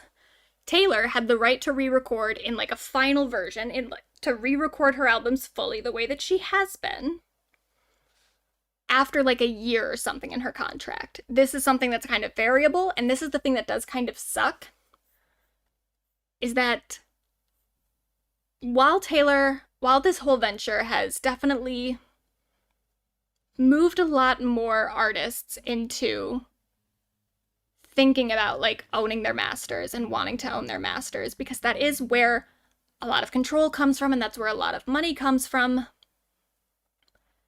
Record labels trying to fuck artists over have also looked at this situation and learned from it as well. So a lot of the contracts that people are now signing have things in them specifically trying to prevent people from being able to re-record their music the way that Taylor has, and the way that like JoJo has in the past. Not JoJo Siwa, but like just JoJo. Just original, normal JoJo. I hate to call JoJo Siwa the non-normal one, but you know what I mean. She had a lot of disputes with her label, and she did re-record her music as well. Hers were a little different. Taylor was trying to like really just fully redo the original recordings to make them like exact. JoJo's are a little, she had more, I think the thing with JoJo is that she didn't have that much creative control when she first signed in general, because she was a child throughout most of her career. Taylor did sign at 15, but most of her success came at like 18, 19, 20. That was when her like career really, really started, though her first album, I think, did release at like 16 or 17. But she was like a global pop star when she was technically an adult. JoJo was at her peak as like a 15-year-old. So I think that she never really had that much creative control, and for her, re-recording was also about making the songs a little bit different too. But it's the same thing. JoJo also re-recorded prior to Taylor. But a lot of labels don't want people to know that they have that option anymore. And they want them to just not have that option, period. So that's unfortunate, but, you know, it's what it is, I guess. So, these are Taylor's first 6 albums. These were all under Big Machine. These were all in the first 13 years of her career. Debut, Fearless, Speak Now, Red, 1989, and Reputation. Again, I think she made about like 80% of Big Machine's revenue, which means that when her contract was up in 2018, Big Machine very much did not want to let her go. She was their big artist.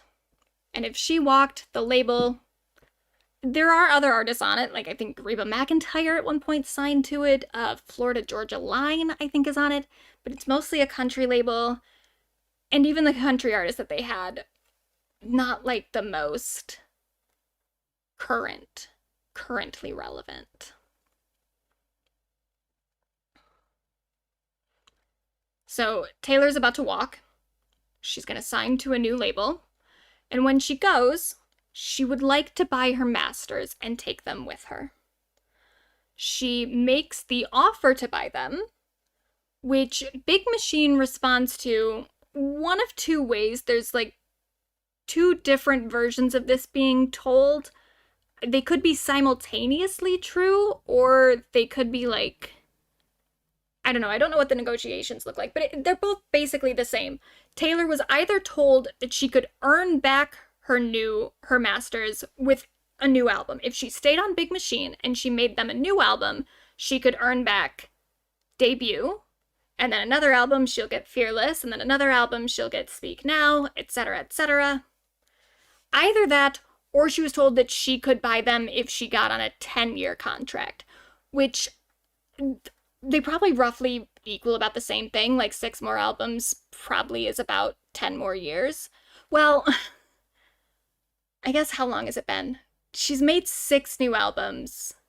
She's made 5.5 new albums since 2018. So, yeah, she's about on track. So either way, she would have been locked into Big Machine for about 10 more years if she had gone that route. That is an awful deal because Big Machine in various ways was fucking her over in terms of like the amount of revenue she was getting, in terms of the fact that it was a country label in general and she wasn't really a country artist anymore, especially not by this point, not by reputation. Yeah, her usual turnaround at the time was every 2 years. Yeah, so it probably would have taken about 10 to 12 years for her to get them all back if she did the earn them back one by one. But yeah, it just sucks. It's like the only way that she can get them back is staying on a label that she doesn't really want to be on anymore. Like, she's just trading her freedom for her masters. And she doesn't want to do that. She's not willing to do that. So she walks. And at that point,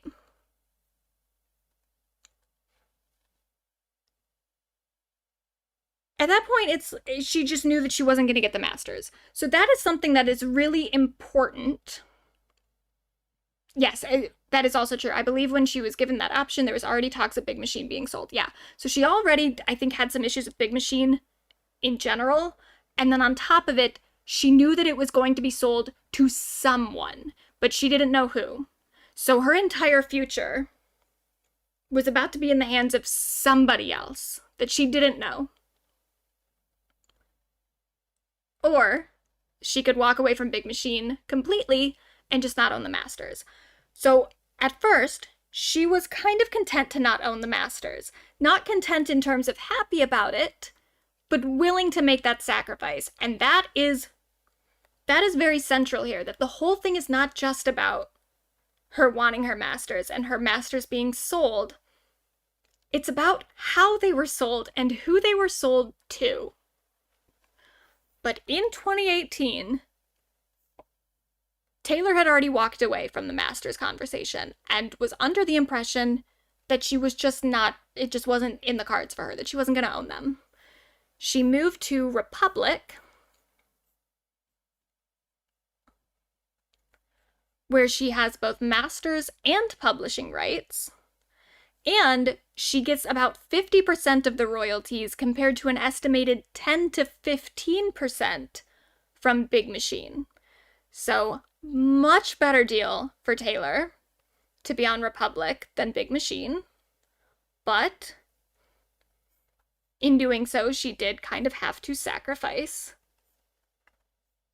the masters from her early career. Now, she talks about this in a 2018 Instagram post. She says, "I'm ecstatic to announce that my musical home will be Republic Records and Universal Music Group.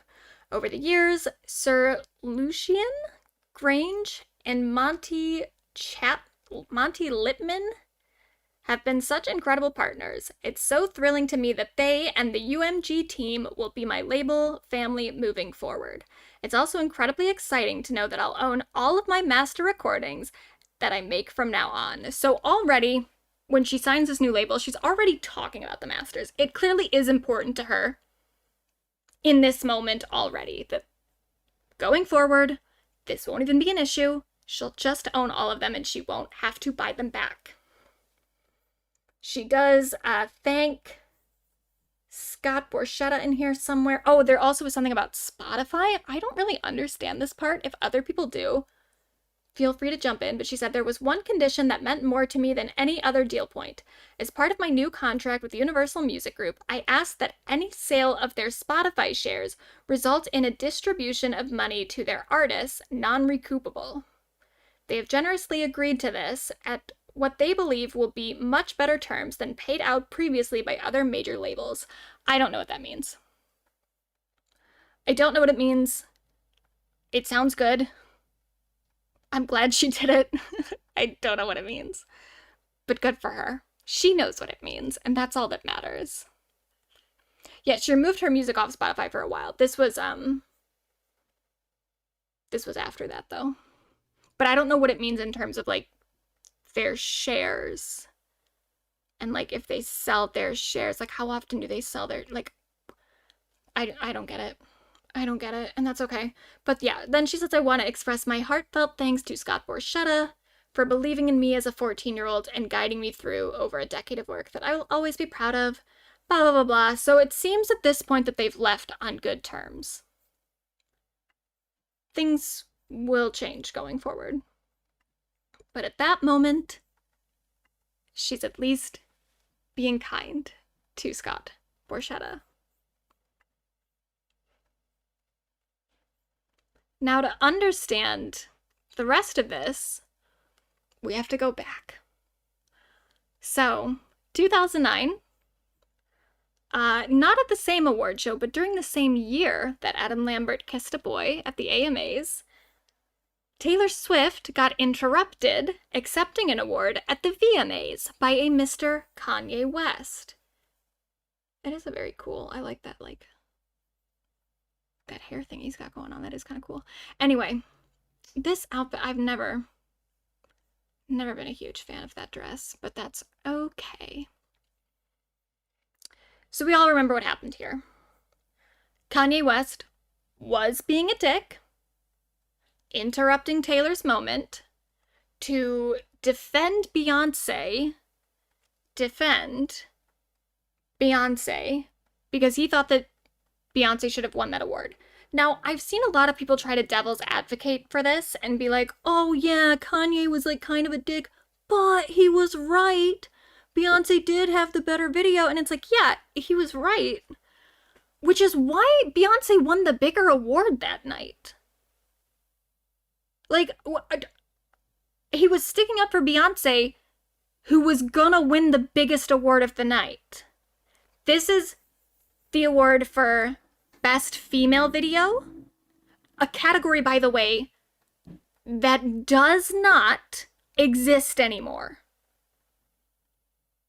Beyonce won Video of the Year, the award for the night. This was always a consolation prize, and this is kind of actually why the like fan voted aspect of this and like the producers meddling does kind of make sense sometimes, because I'm sure Beyonce probably did have more votes than Taylor, but it's not a very interesting, entertaining award show if one person wins everything. So they do stuff like this sometimes and it makes sense that like if Beyonce's gonna win the big award of the night, give the smaller award to Taylor and then keep it going.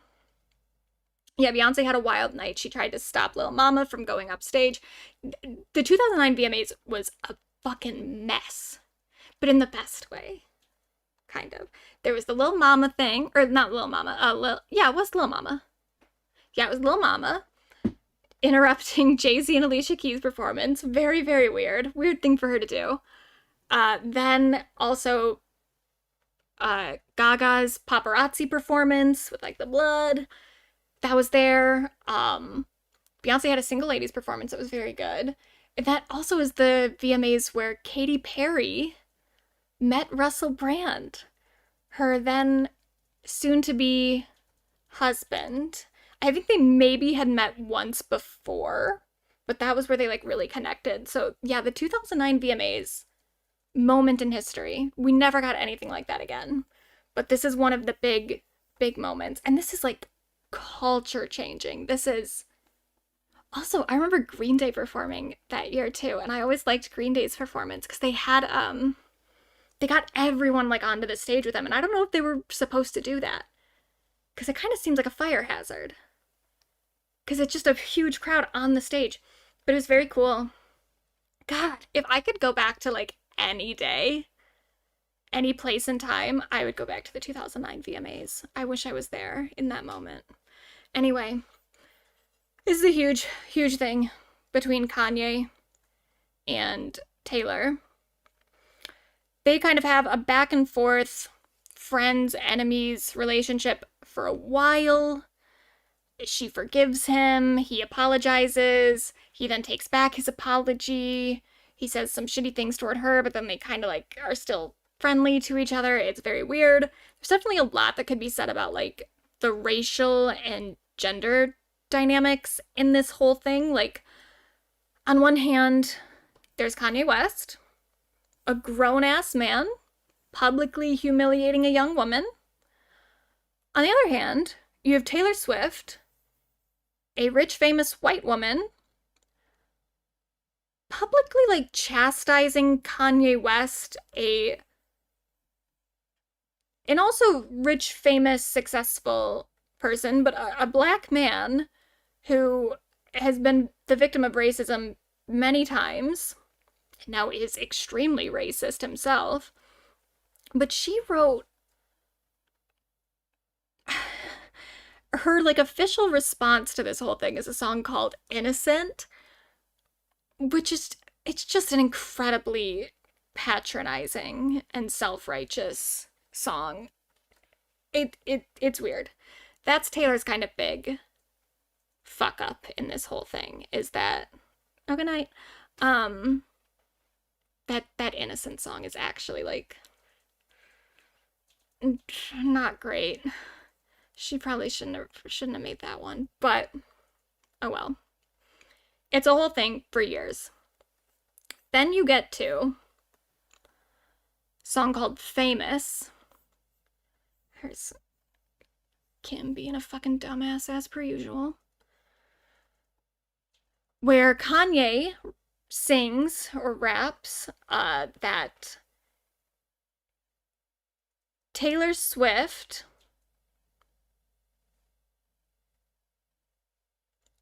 might owe him sex because he, quote, made that bitch famous.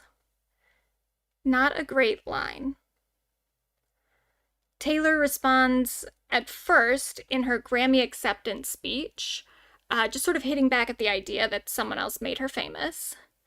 Then, Kim and Kanye claim that Taylor already approved the lyric in a phone call, which,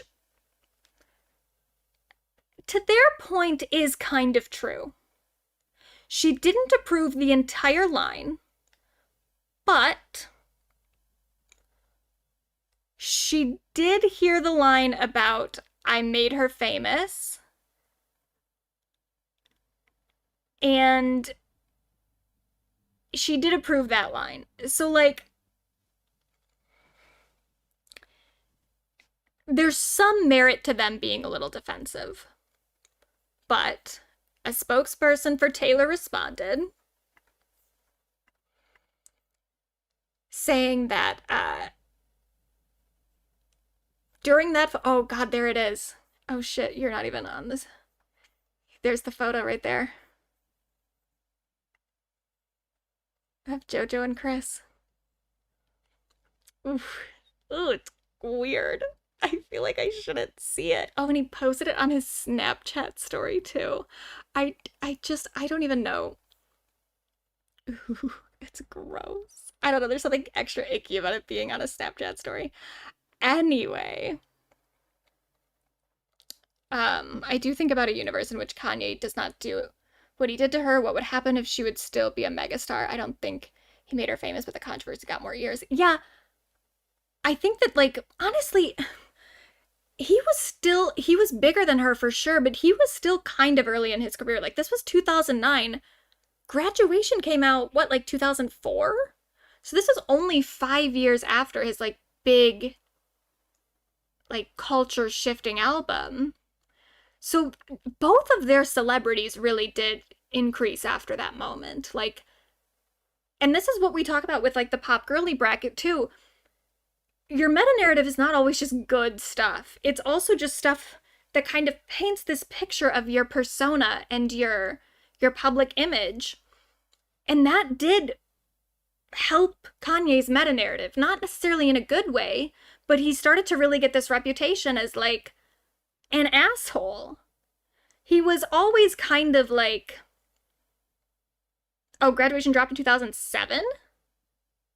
Oh, wait, yeah, graduation, college dropout is what I'm thinking. College dropout, I think, is 2004, I believe. But then, yeah, and then graduation.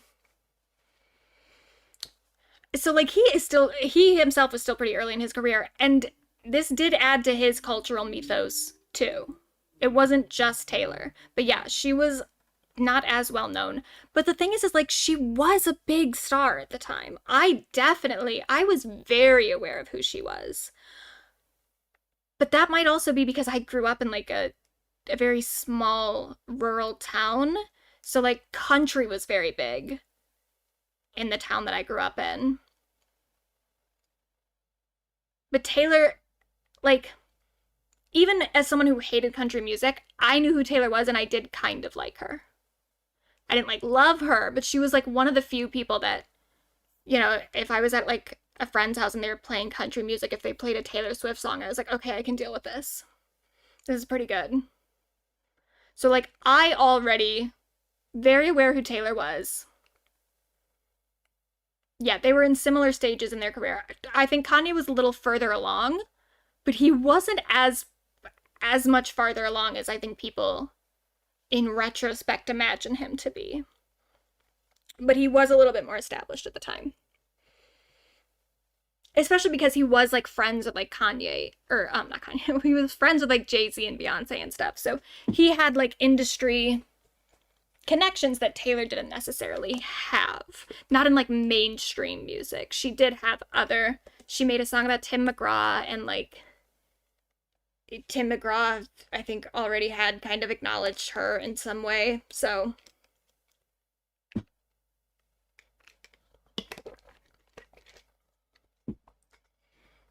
So they were both pretty big. So no, I don't think for sure Kanye did not make her famous. Would she be as far along in her career currently? I think probably. I don't know though. Because for sure her celebrity would be very different. Because the whole incident is very central to like the idea of Taylor Swift at this point, especially in terms of, I mean, I hate to say it, but like the perpetual victimhood.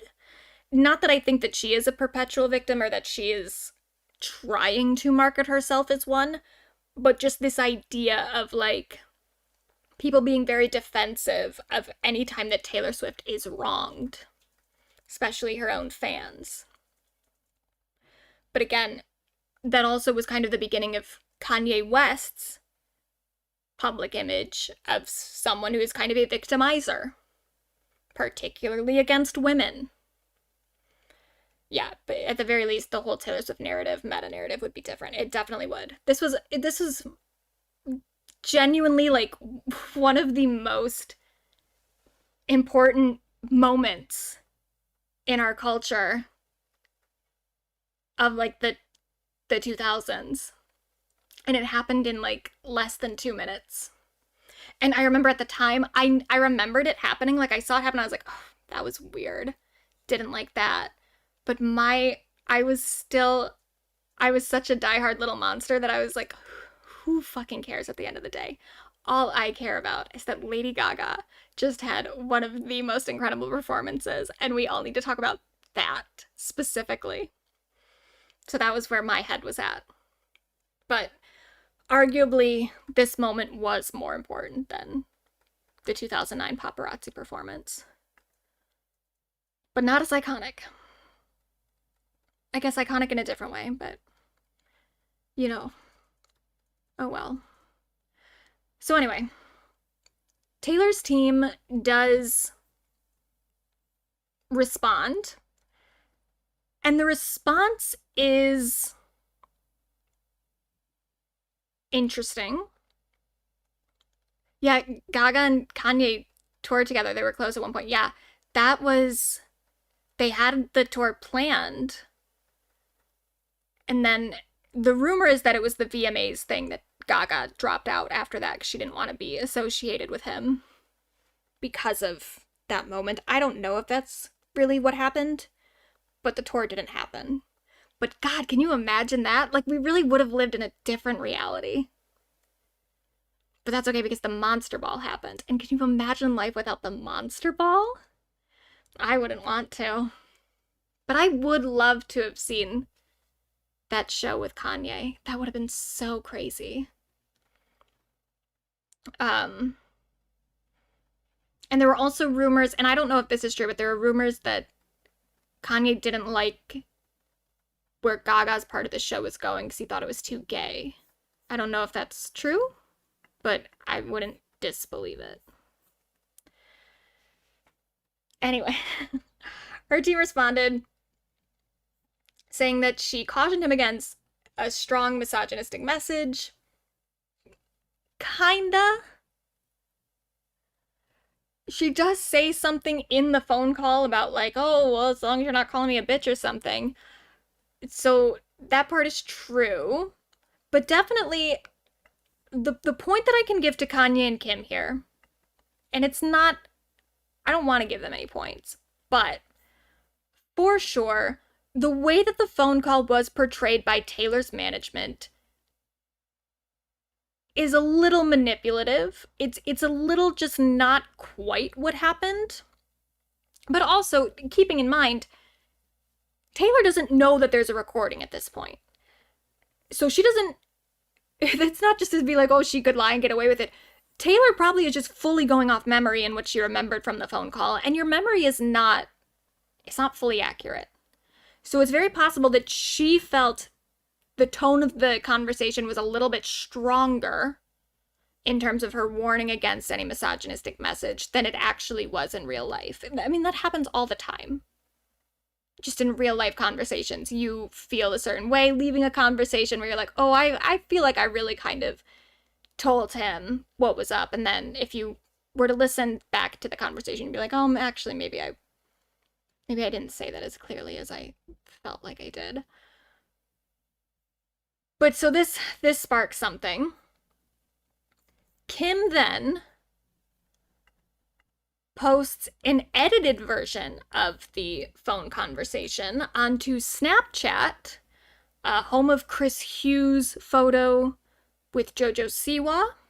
Apparently Chris Hughes is still using Snapchat. I don't know if Kim Kardashian still is. The amount of people that are still on Snapchat, though, is actually crazy to me.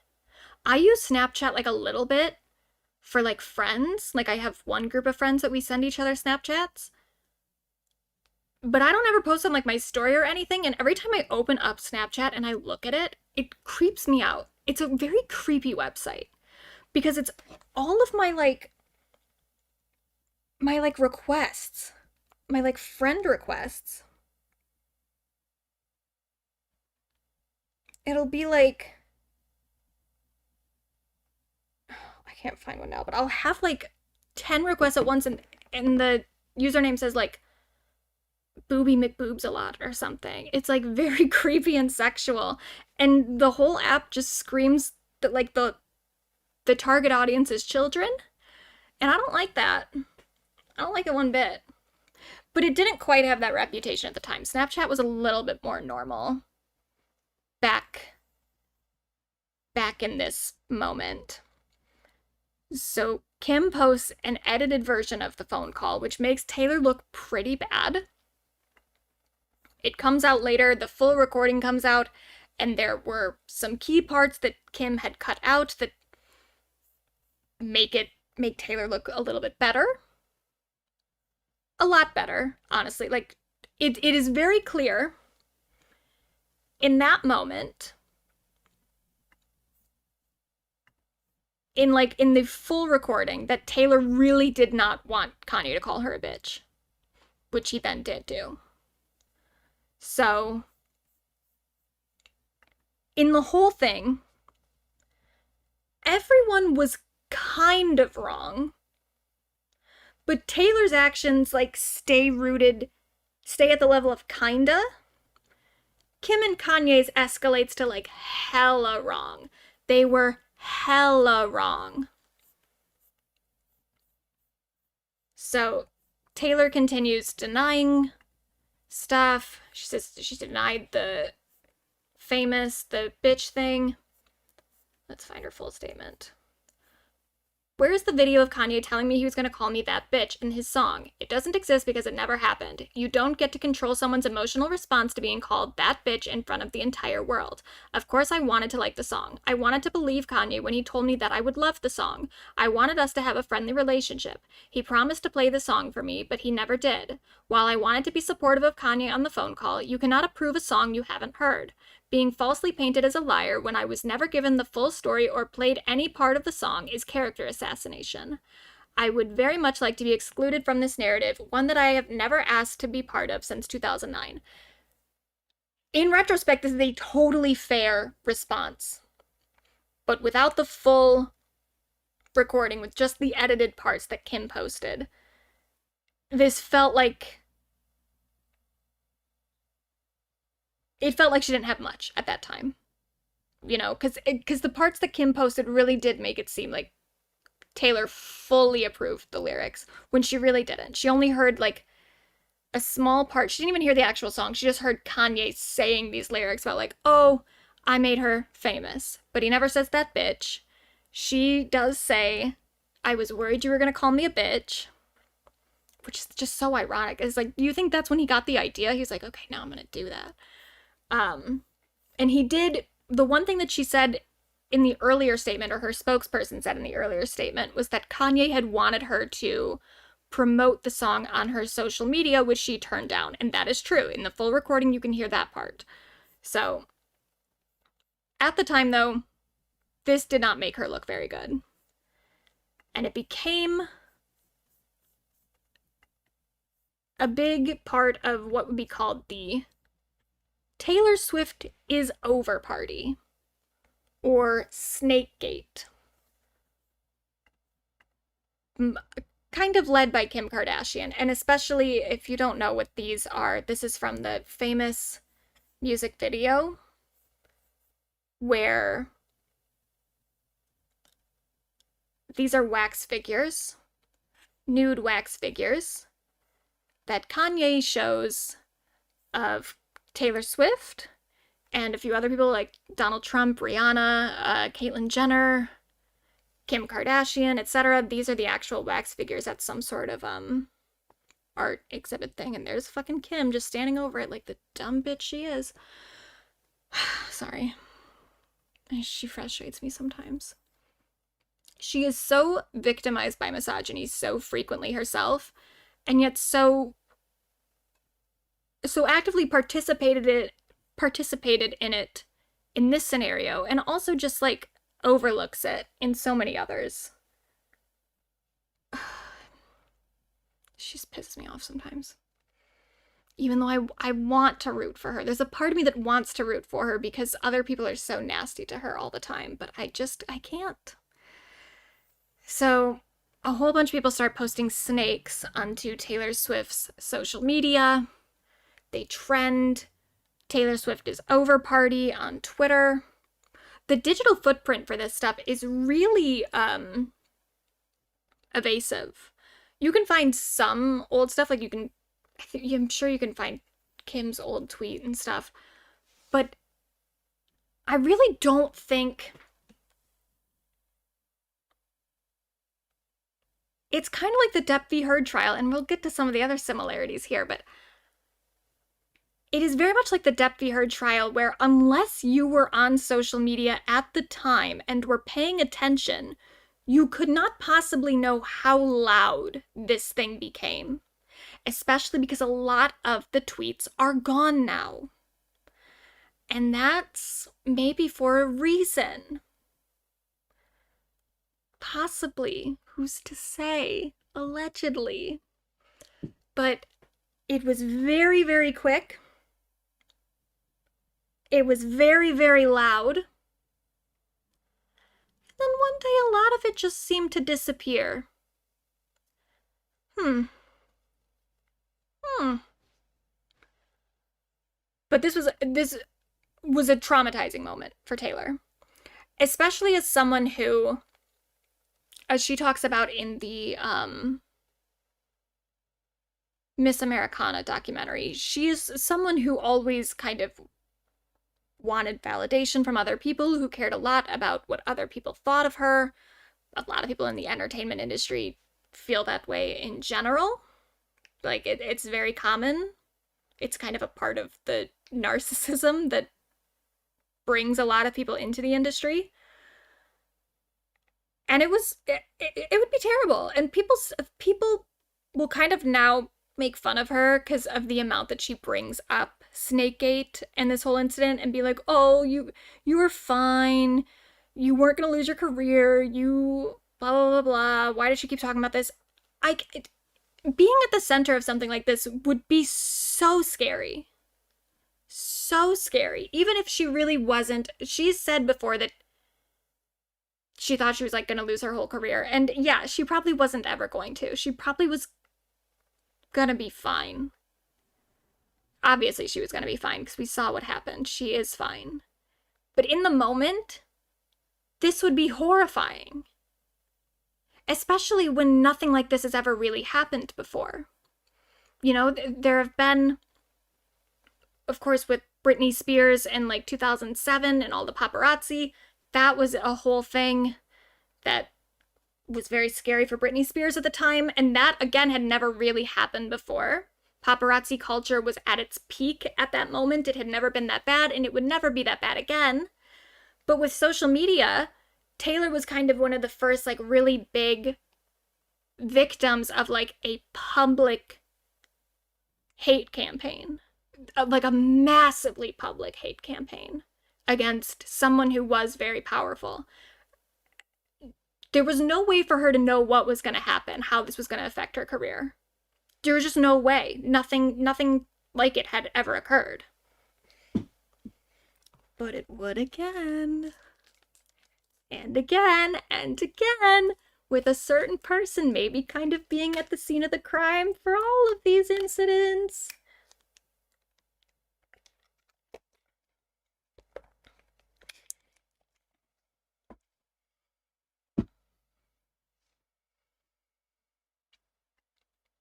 But this led to her Reputation album. Oh, we'll keep it on this slide for right now. This led to her Reputation album, which to this day, well, I was gonna say to this day is her most polarizing album. I think Tortured Poets Department might be a little more polarizing. I think that might be her most controversial album to date. But at the time, Reputation was, because that was her trying to like reclaim the narrative. Some people were on her side, some people were not. Some people liked the album, some people did not. Blah, blah, blah, blah, blah. And I think that that's an important thing to note here, is that Reputation has always been the album that this is kind of centered around. This whole thing. So then we get to Scooter Braun, friend of our pal Justin Baldoni here. I don't know how close of friends they are, but he has been in a lot of like Wayfarer stuff. They definitely seem to be pretty closely associated. They love each other. God, look at he must have veneers for sure. I don't think, you can't really see it as well on, I think, the stream compared to my laptop, but when I'm looking, his teeth are so white and so straight.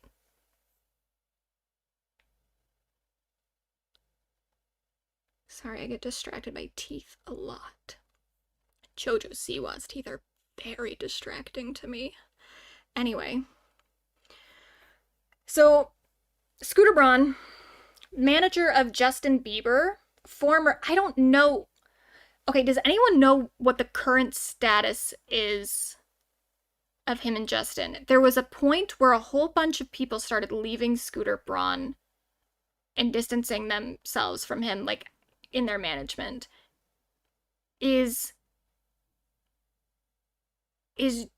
Justin Bieber still under the management of Scooter?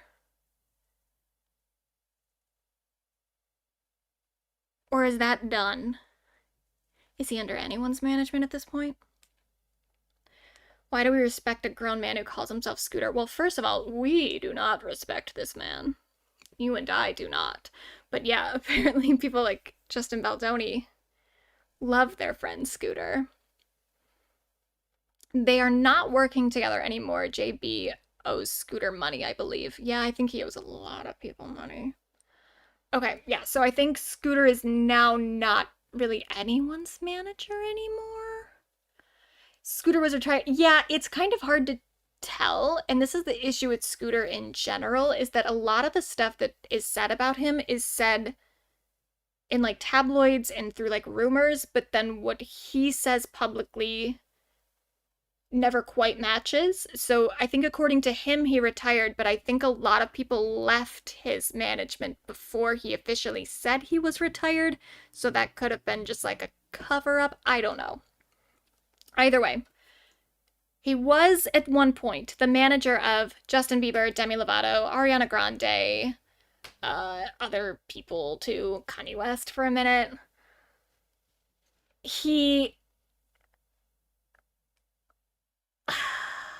It's this is the thing, is that it anytime you talk about Scooter Braun, it sounds so conspiratorial, and to some degree it is.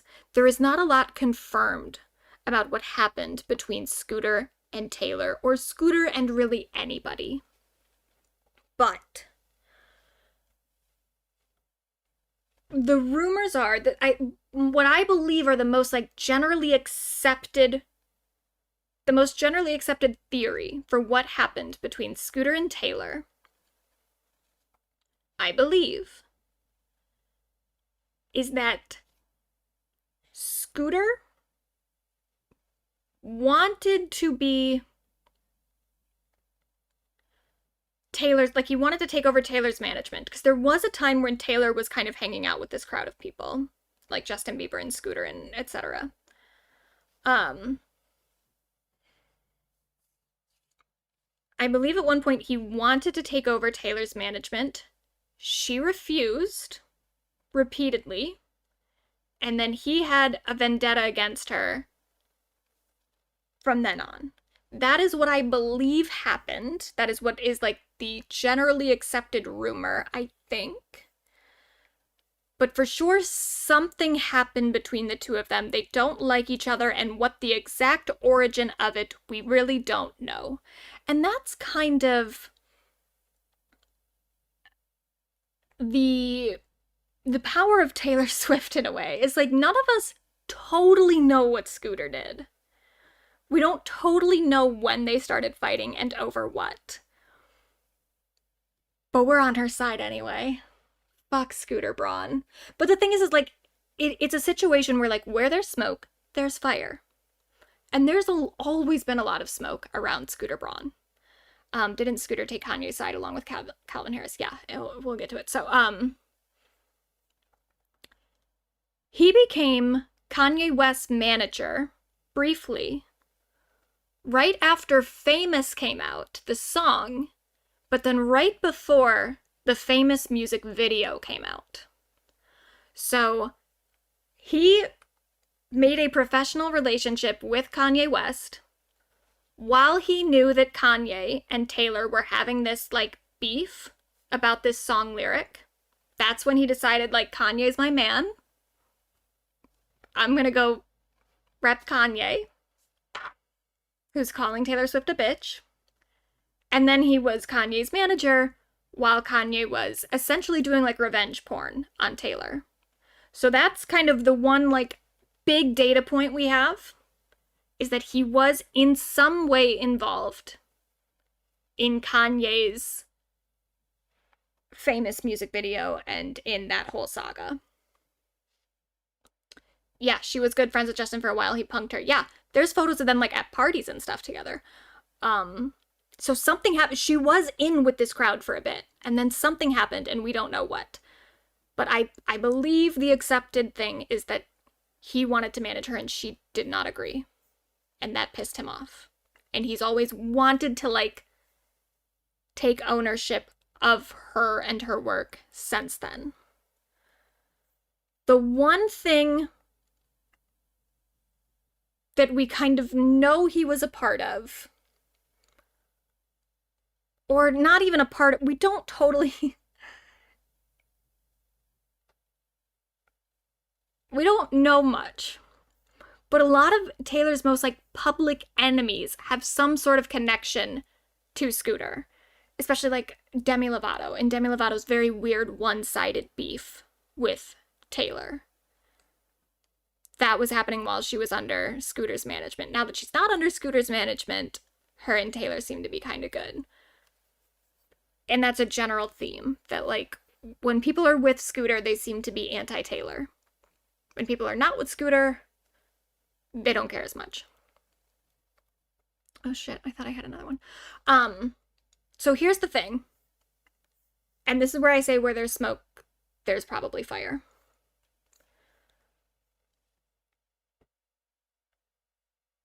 There have been a series of smear campaigns run on social media against various public figures, various female public figures, that Scooter always, in some way, has a connection to. So, first of all, he is the part owner of the PR campaign that Johnny Depp hired when he started his smear campaign against Amber Heard. Yeah, was this around the time Carly married Kushner? Because I think I heard a rumor about Carly was going around talking shit about Taylor. Yeah. Carly is another person who, like, was in the pro Scooter camp. Her and Taylor had been friends for, like, a long time. And then when stuff started to go down with Scooter, suddenly Carly was, like, Team Scooter. But then, since then, Carly has been, like, at Eras Tour things and seems to be cool with Taylor. We don't really know. So much of it is behind the scenes, and we're probably never gonna know until we get like a whistleblower. But yeah, the Carly thing is a whole thing, is a way to put it. But so yeah, Scooter Braun, part owner of the PR campaign that ran a bot campaign against Amber Heard, where an estimate like 50% of the anti-Amber content online during the Depp v. Heard trial, about 50% is estimated to have been inauthentic activity. Like bot campaigns, paid social media accounts, paid TikToks, trying to smear Amber Heard to make it seem like there's this big movement against Amber, that like everyone hates her. So this is a PR firm that we know, or that we suspect is very likely, engages in astroturfing as part of their strategy. They deliberately create online campaigns full of inauthentic activity. With Amber, it's an estimated 50% was inauthentic. With Blake Lively, after Justin Baldoni hired this PR firm. And how is Justin Baldoni financing it? I don't know. After Justin Baldoni hired this PR firm, about, I think, an estimated 80% of the online activity slamming Blake Lively is estimated to be inauthentic. And that kind of makes sense when you think about it, too. That why would, like, Blake's needs to be 80 compared to Amber's, which is 50%, because Johnny Depp has a built-in fan base that could amplify the hate campaign in a way that Justin Baldoni never could, because Justin Baldoni is not a known actor like that. And Blake Lively was the more famous of the two. So, of course, more inauthentic activity has to come in the Blake Lively, Justin Baldoni fallout compared to Amber and Johnny, because there's just not any, like, there's not enough, like, authentic support for Justin Baldoni without it. There have also, for a long time, been rumors about Selena Gomez and Scooter Braun possibly running bot campaigns against Selena since her breakup with Justin Bieber. Now, I don't know if Scooter Braun is behind anything to do with Selena. It's always been a rumor, not confirmed. I don't know who would be doing it if not for Scooter, because I don't know who would have that incentive other than someone who works with Justin Bieber. But I'm going to say wholeheartedly here, I feel very certain that there is a similar hate campaign against Selena Gomez, and I felt that way for a long time. Yeah, Justin Baldoni has rich friends through Wayfair that are probably financing the hate campaign. He does. He has people in Wayfair that are financing it, but he also is just close with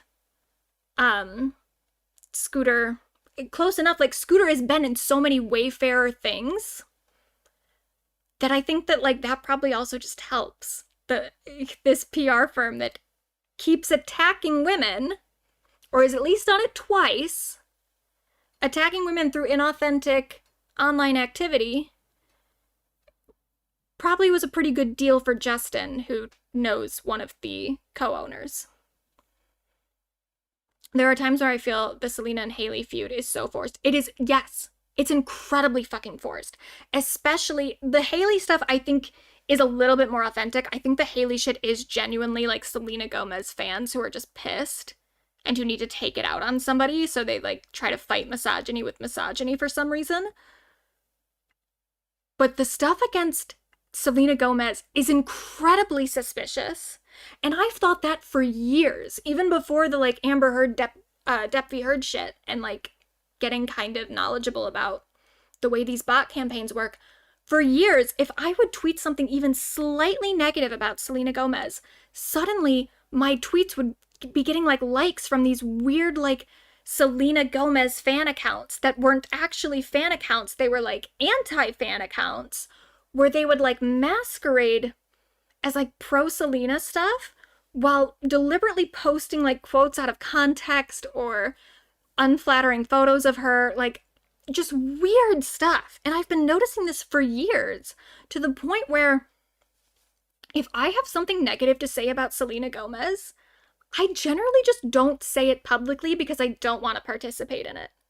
Like when I talked about Amelia Perez and Selena's kind of not great performance in it, I talked about that mostly on my members stream because it's like a little bit more private, because I don't want to shit talk Selena Gomez super fucking publicly, because I know that there is for sure a weird bot campaign thing against her, and I don't want my shit amplified through that. So one example, this is one of these fan accounts. This is one of the big ones. If you'll see, first of all, right here, 0 following, 1,446 followers. You go to their tweets though, and they've got thousands of likes on all of their tweets, and they masquerade as this like Selena Gomez charts fan account. So charts accounts usually are things meant to like hype up an artist, of like, oh, they just broke this record, they got this stuff that's like good. This one always posts stuff that is anti-Selena Gomez. And I say this one, it could be like multiple. It probably is multiple. It's probably a lot of different accounts. And this one, if you scroll all the way to the bottom, their most recent tweet is May 13th. That is not their most recent tweet. Or not most recent, their oldest tweet. There's no way that's their oldest tweet, because I've seen this account many times prior to May. But this is what bot accounts do, is they put out these tweets, they get a whole bunch of likes on them from fucking who we don't know, especially now that Twitter doesn't even show you likes anymore. You can't see who likes a post, which makes it really easy to fabricate engagement with bots, which I'm sure is a benefit for Elon Musk, because it makes it look like his website is way more active than it actually is, and that there's way more engagement on it than there actually is, because a whole lot of the people pressing like and shit aren't actually real accounts.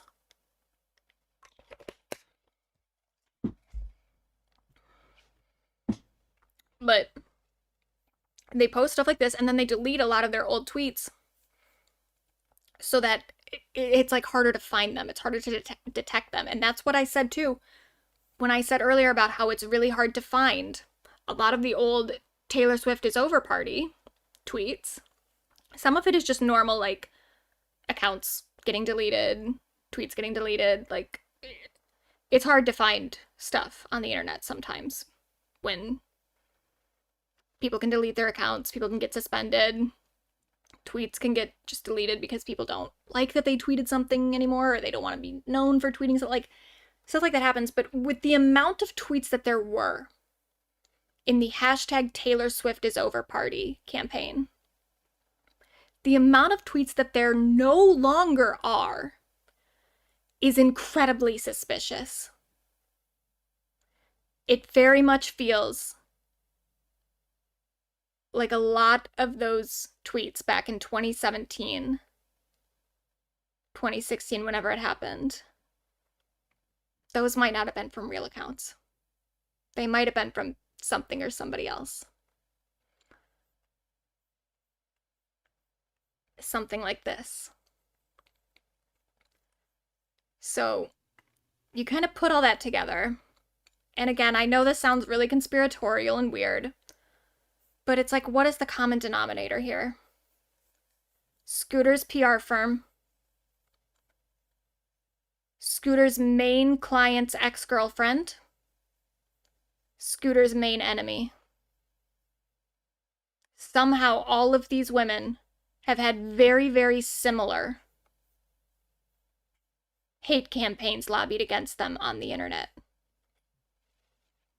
with accounts that don't seem to be real, participating in hashtags full of like defamatory statements about them, all exploding very quickly and then disappearing very suddenly.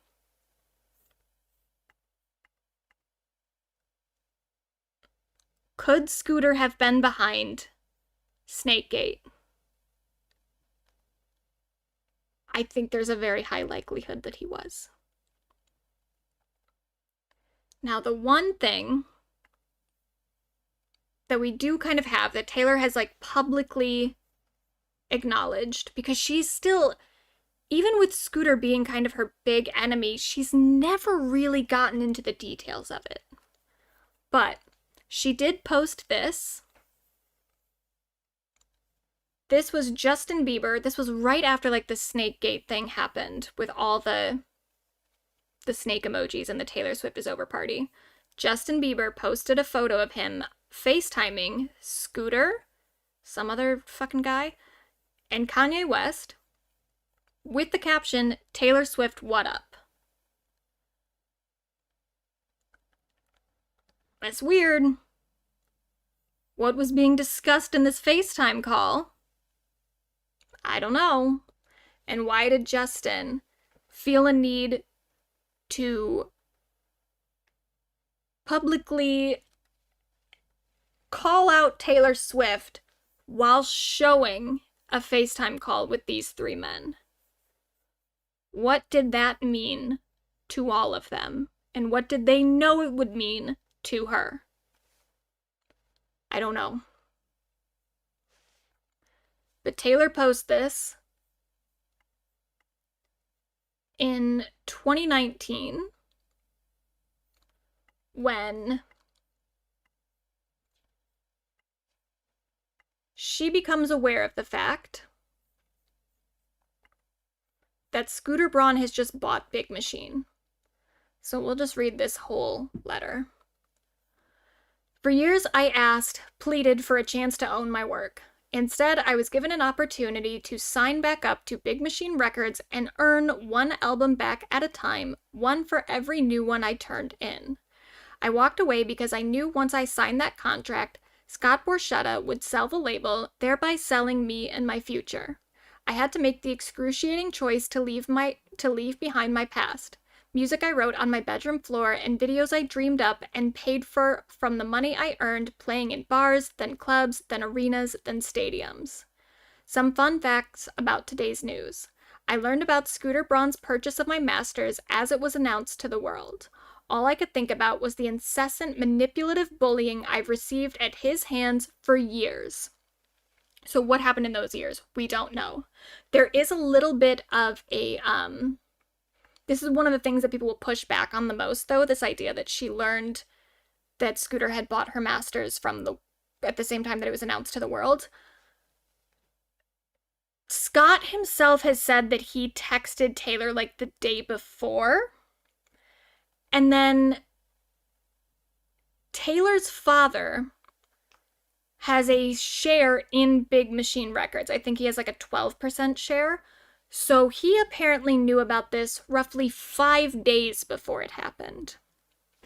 So there is speculation that Taylor's dad had already told her that this was going to happen, and that Scott had texted her the day before that it was going to happen.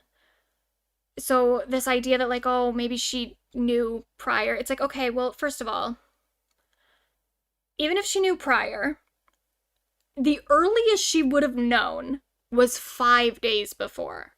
That's not really, like, the sentiment is still kind of the same. Like, 5 days ago I found out that this was going to happen, and now it's, like, official and it's announced. That probably would still feel like I found out the same time as everybody else, you know? Like, okay, cool, you got a 5-day head start. Who fucking cares? But also, it's possible, I don't know. I don't know what the communication really looked like. If she got a text from Scott the day before, it's like, okay, well, maybe she didn't look at the text, or, you know, she's a busy person. I'm sure she gets a lot of texts from a lot of people. But we also don't know the content of the texts, like, themselves. So I don't know. But that's the big thing that people will often try to get Taylor on, is that she knew earlier than she let on. Like, who cares? But then the thing about the incessant manipulative bullying I've received at his hands for years, that's where I'm like, Taylor, spill the beans. What did he do? For years? Because the Snakegate thing was only, what would this have been, like, I guess like 2 years before, so I guess she could mean that by years, but I'm under the impression that it went back farther than that. But then she says, like when Kim Kardashian orchestrated an illegally recorded snippet of a phone call to be leaked, and then Scooter got his 2 clients together to bully me online about it. See photo. So that's what she's referring to there. Or when his client, Kanye West, organized a revenge porn music video which strips my body naked. Now Scooter has stripped me of my life's work that I wasn't given an opportunity to buy. Essentially, my musical legacy is about to lie in the hands of someone who tried to dismantle it. This is my worst case scenario. This is what happens when you sign a deal at 15 to someone for whom the term loyalty is clearly just a contractual concept. And when that man says music has value, he means its value is beholden to men who had no part in creating it. When I left my masters in Scott's hands, I made peace with the fact that eventually he would sell them. Never in my worst nightmares did I imagine the buyer would be Scooter. Anytime Scott Borchetta has heard the word Scooter Braun escape my lips, it was when I was either crying or trying not to. He knew what he was doing. They both did. Controlling a woman who didn't want to be associated with them in perpetuity. That means forever. Thankfully, I am now signed to a label that believes I should own anything I create. Thankfully, I left my past in Scott's hands and not my future. And hopefully young artists or kids with musical dreams will read this and learn about how to better protect themselves in a negotiation. You deserve to own the art you make. I will always be proud of my past work, but for a healthier option, Lover will be out on August 23rd. Sad and grossed out. So that's it. Oh yeah, Scott put his message online and said he sent it at 9 p.m. Considering Taylor would have been living in London at the time, I think it's very possible she didn't see it until after she saw the news. Yeah. It's like you texted her the day before. Okay, maybe she didn't look at all her messages yet. Or yeah, maybe she was like asleep if she was in a different time zone. It's just like such a ridiculous defense of like, Your Honor, I texted her right before. Anyway. So we have that. Then about like a year later, Taylor did try to buy the masters off of Scooter and was told basically that she had to sign an NDA. So let's just read what she says. I wanted to check in and update you guys. As you know, for the past year, I've been actively trying to regain ownership of my past recordings. With that goal in mind, my team attempted to enter into negotiations with Scooter Braun. Scooter's team wanted me to sign an ironclad NDA stating that I would never say another word about Scooter Braun unless it was positive before we could even look at the financial records of BMLG,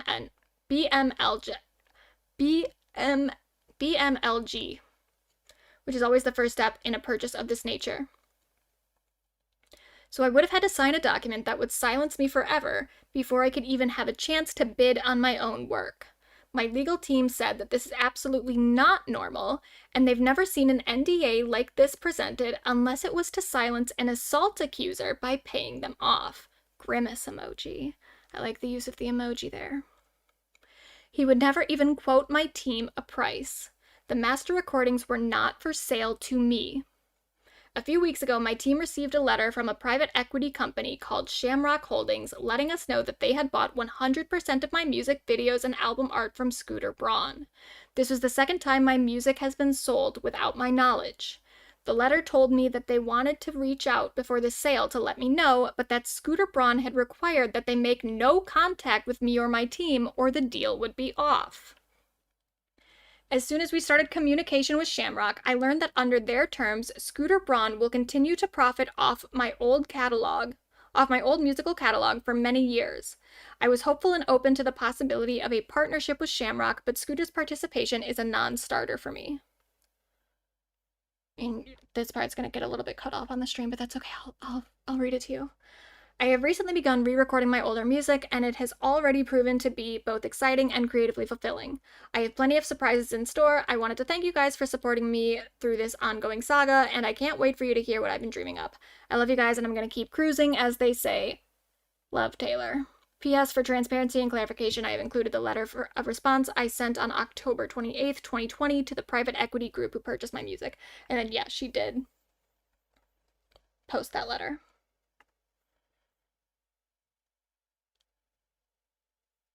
Also, she claimed that her dad was not part of the shareholder call because they would have required him to sign an NDA and he didn't want to not be able to tell her. Yeah, I mean, that kind of makes sense.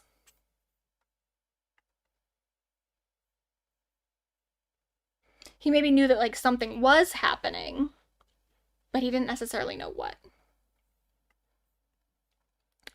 So, yeah. So she starts doing the re-recordings. And that's why we have these.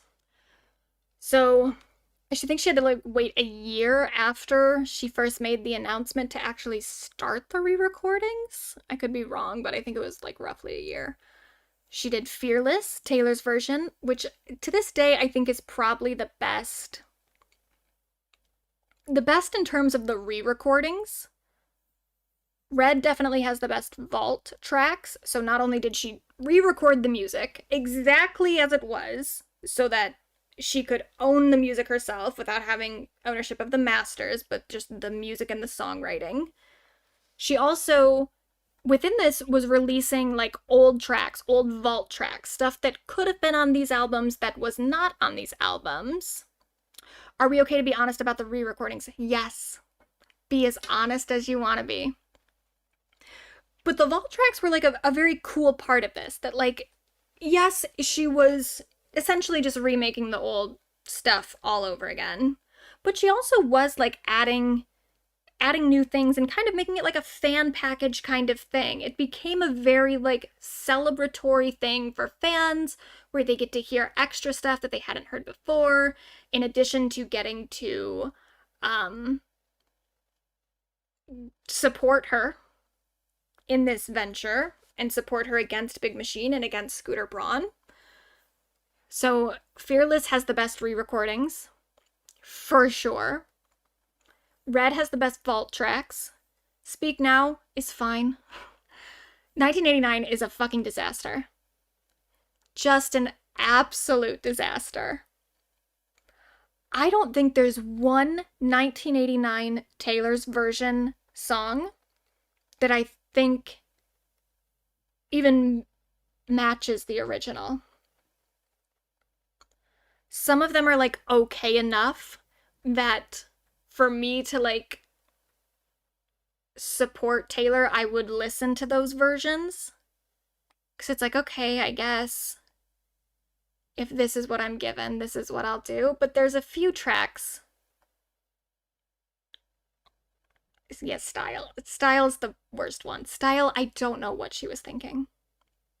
And I've always thought that it was okay. There's some people who get very, very moralistic about not supporting the original while she didn't own the masters. And I always felt like, look,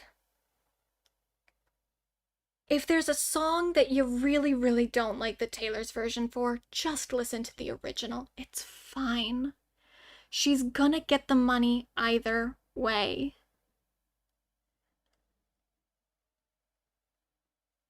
And for a few, it's like I just can't even imagine listening to the Taylor's version, and Style is the one now.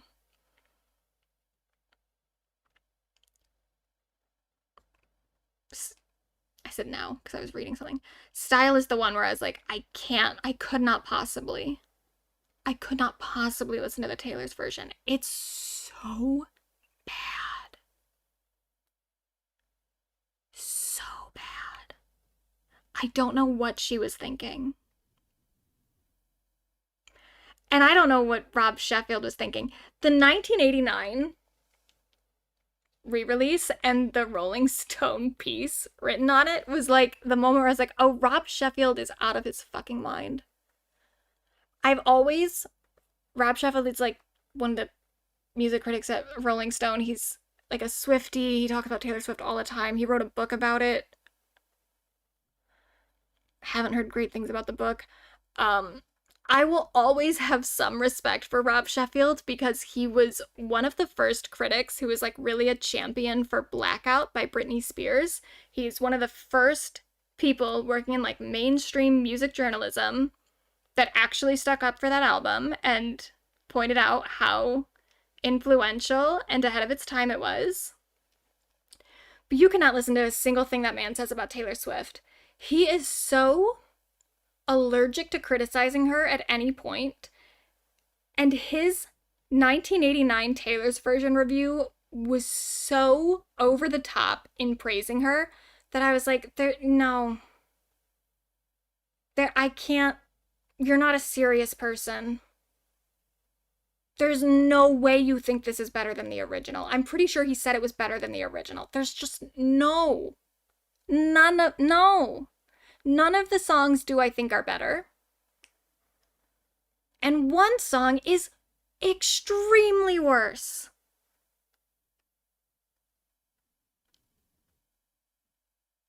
Yeah, I'm a CD girl, so I never even considered giving up those originals. Yeah, that's kind of the thing too about us all moving to like streaming. Where like, yeah, anytime you want to listen to music, you are kind of supporting something financially, whereas before you could just purchase a CD, and now it's like, okay, now you have the CD and no one will know how often you listen to it. It doesn't matter.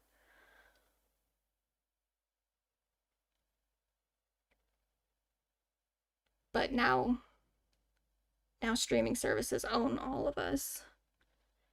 So that sucks. But the accessibility part is really nice. Anyway, so she does these re-recordings. No matter what the quality of the re-recordings are, the project itself is a huge success. Taylor Swift is already one of the biggest pop stars in the world. She somehow got even bigger with these because I think that like there was a lot of people, myself included to a degree, like I liked Taylor. I started to get kind of more on board around Lover. And then I like really got on board with Folklore. And I think a lot of people did. Like Folklore and Evermore was when a lot of people started to really pay attention to Taylor who were not paying attention to her before. And so when she started doing these re-releases, with the first one being in 2021, and it's one of her older albums, technically her second album, which that's always been a very interesting part of this too. The fact that she chose to start re-recording and releasing them out of order. Weird. But she released Fearless, which was her first like big album. That was her first #1 album. With Love Story, with You Along With Me.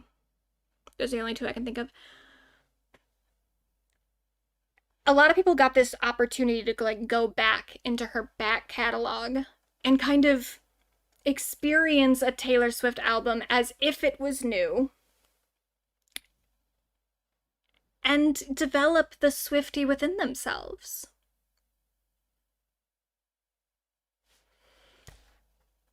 So she really she brought a lot of people on board who were not on board previously. And they were financial successes. She kind of Red in particular, she really kind of did like a whole era for. Like she performed the All Too Well 10-minute version on SNL. She did a music video for that. She also released the 10-minute version, which had always been a part of like Swiftie lore for a long time. And then she finally released it with the re-releases. It is her best song. And it's one of the best songs ever. I know a lot of people like to be like, oh, it doesn't need to be 10 minutes. It could have been 7 minutes. She could have cut this part. No. Every single line needed to be there. And the whole thing is incredible. The whole thing. There should not have been a second removed. It's perfect. All Too Well 10-minute version is perfect. All Too Well was already one of her best songs. And then she made it 10 minutes and it's even better. Incredible. Incredible. Yeah, she went to the Toronto Film Festival for it. Yeah, she did a lot. So this was a whole era in and of itself. Very successful. Brought a lot of people on board. And then, of course, alongside that, there was the Eras Tour, which is very connected, because it's a celebration of her entire discography, even though she really didn't do any songs from the debut on the tour, except for in the surprise songs things. But very successful. Again, just reaffirming, becoming bigger than anyone could have ever thought she could be. Highest grossing tour of all time. For an artist who, to be completely honest, isn't the best performer. She's good, and the fact that it's a 3-hour tour, huge accomplishment.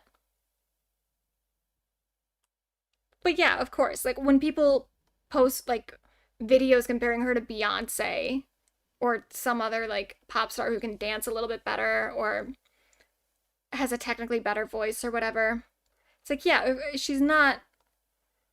Her performance has never been the strong point of her career. Her strength is in songwriting, and yet she has the highest grossing tour of all time. That's insane.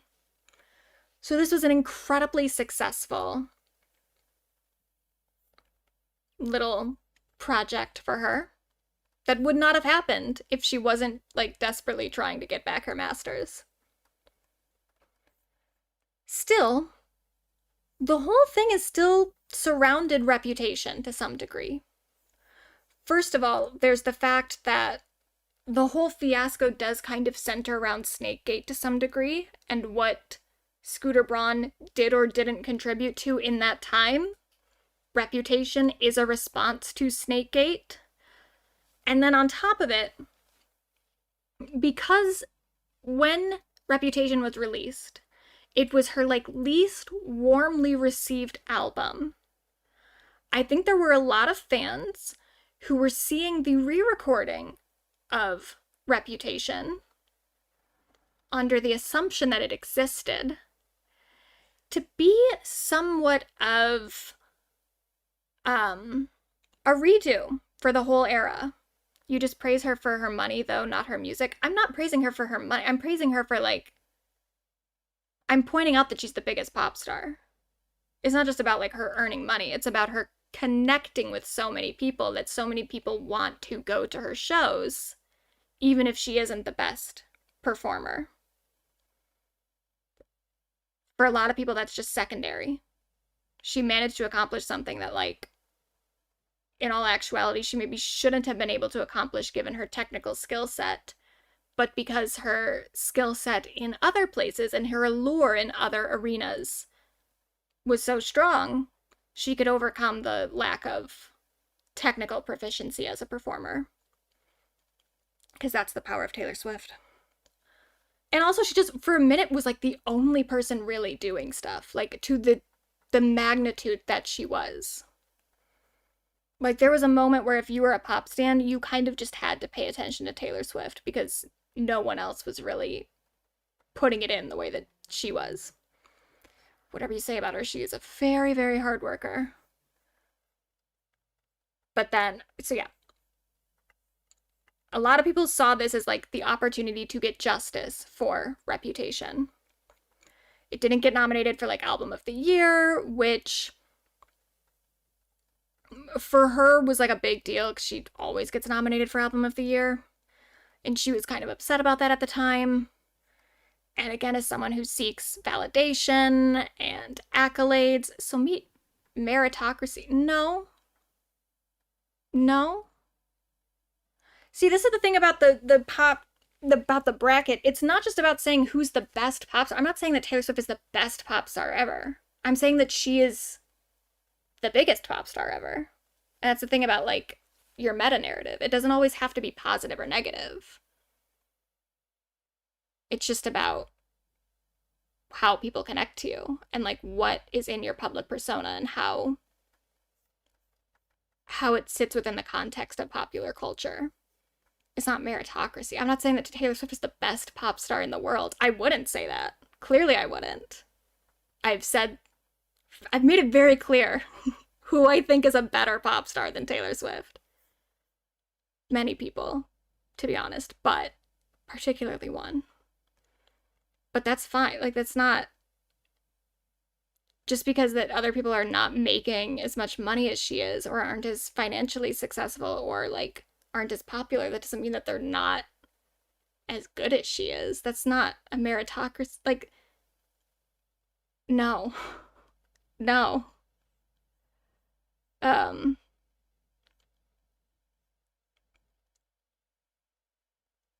no, I was speaking generally. Apologies. Okay, that's fine. But yeah, I definitely don't. I don't think Taylor Swift is like the best pop star, but she is the biggest pop star of this decade. For sure. Anyway, with Taylor always kind of seeking accolades and seeking validation, it seemed like this was the opportunity to get Reputation the flowers that a lot of people have felt that it always deserved. Do I think it deserved it? Yeah. It's a fine album. It's good.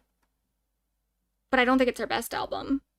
And I don't think that it was, like, so outrageously hated at the time that I particularly feel a need to get justice for it, but I guess you'd have to ask, like, a hardcore Swiftie. Because I think the thing, it is maybe kind of similar with Gaga and art pop and stuff.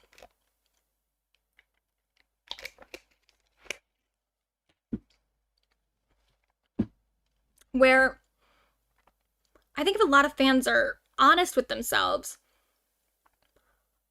art pop it's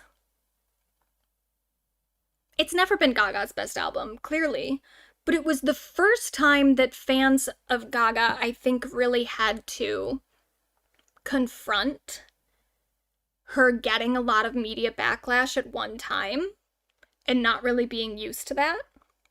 And so just always kind of having this chip on their shoulder where they need to defend art pop specifically just because it felt so bad in the moment.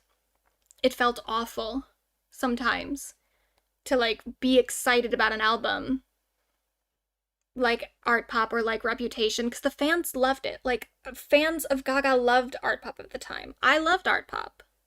I still love art pop. But it wasn't, that love was not reciprocated by like the rest of the general public the way that it was when Gaga released like Born This Way or The Fame Monster, or with Taylor the way that it was when she released Speak Now or Red or Fearless or 1989, especially 1989. But it doesn't change the fact that the fans liked it. And it is hard to reconcile sometimes when you are a big pop stan that what your fave is doing is not, it's not doing the same thing for the public that it's doing for you. It feels weird. Like, I remember at the time when art pop came out, because I wasn't super big into Britney at the time. I liked Britney. I had grown up with Britney. And I always respected Britney as a pop star and admired her. However, I wasn't like a huge stan. And when art pop came out, it was the same year that Britney Jean came out. And Britney Jean was flopping so hard. And I remember feeling like, oh, thank God. Thank God someone is doing worse than Gaga in this moment. Because the amount of conversation around art pop flopping was so just upsetting that I was just relieved that someone was doing worse. Now, as I've gotten even deeper into Britney, now I feel a different way about Britney Jean. I am kind of glad that it flopped, I guess, in a sense, because it just proves that you can't put another person's voice on a Britney Spears album and expect it to be the same thing. That album did deserve to flop, but I wouldn't rejoice in her failures the same way that I would have at the time. But at the time, I was just rejoicing in anyone's failures as a way to cope with what was happening with Gaga. And I think with Taylor fans, it felt a lot like that in Reputation. Even though the rest of the general public, like, as Gaga fans, as little monsters, I think a lot of us imagine the backlash against art pop as being way bigger than it actually was. Like, most of the general public just kind of didn't care. And I think that was kind of true with Reputation. Like, it didn't get as high a praise as fans would have liked it to, but at the same time, most of the general public just sort of moved on. They weren't thinking about it that much. But the fans were thinking about it, and continued to think about it for a long time. And they have always wanted this opportunity to be... They've wanted this opportunity to, like, get back the respect that they thought the album should have gotten the first time. Yeah, as a big fan at the time, I didn't feel like people hated the music. It felt like people hated her and didn't want her to have a successful return. Yeah, but I even think that, first of all, I think a lot of the online activity, in retrospect, was not real people. But yeah, there was people that were just sick of Taylor Swift, but even those people, they didn't care. They cared for the moment. But it didn't, people tweeted something nasty and then walked away. And I think that's kind of what sometimes we as fans forget about, because we live it all the time. Like, you're always thinking about your fave. But then the rest of the world just doesn't, it doesn't linger in their minds the same way. Like, by the time Lover came out, yeah, there were still people who were like, oh, Taylor Swift the Snake. But by that point, people were like, oh, whatever. If the song's good, we'll like it. But even with the Taylor Swift is Over party and stuff, I think a lot of that hate was way more manufactured than we realized.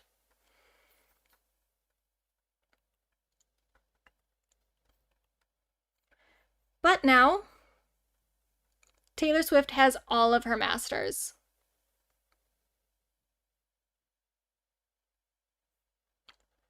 And there is no Reputation Taylor's version at all. The album that everyone had been waiting for the entire time that this whole thing kind of centered around,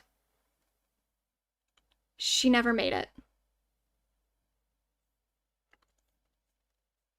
Never.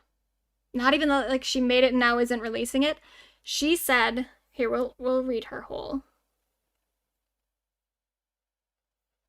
statement. It's on her website. And can I also say, I do like that she posted it on her website, because I think websites should just make a big return. I'm so sick of everything being on the same, like, 4 social media sites. Like, bring back websites. Like, real websites. Anyway, she said, I'm trying to gather my thoughts into something coherent, but right now my mind is just a slideshow, a flashback sequence of all the times I daydreamed about, wished for, and pined away for a chance to get to tell you this news. All the times I was this close. And of course, people are reading into the fact that there's 12 eyes in that this. It's like, for what? Okay, 12 eyes, so the 12 means the 12th album. Eventually there'll be a 12th album. You don't need to like what would this tell us? That it's coming eventually? Sure. It is coming eventually. But whatever. All the times I was this close, reaching out for it, only for it to fall through. I almost stopped thinking it could ever happen. After 20 years of having the carrot dangled and then yanked away, but that's all in the past now. I've been bursting into tears of joy at random intervals ever since I found out that this is really happening. I really get to say these words. All of the music I've ever made now belongs to me. And all my music videos, all the concert films, the album art and photography, the unreleased singles, the memories, the magic, the madness, every single era, my entire life's work. That would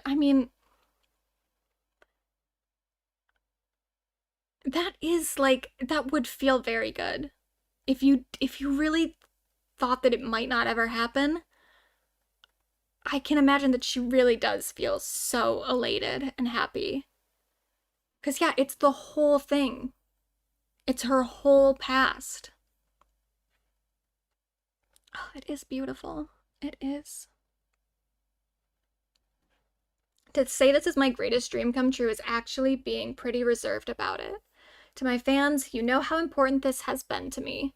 So much so that I meticulously re-recorded and released 4 of my albums, calling them Taylor's version. The passionate support you showed those albums and the success story you turned the Eras Tour into is why I was able to buy back my music.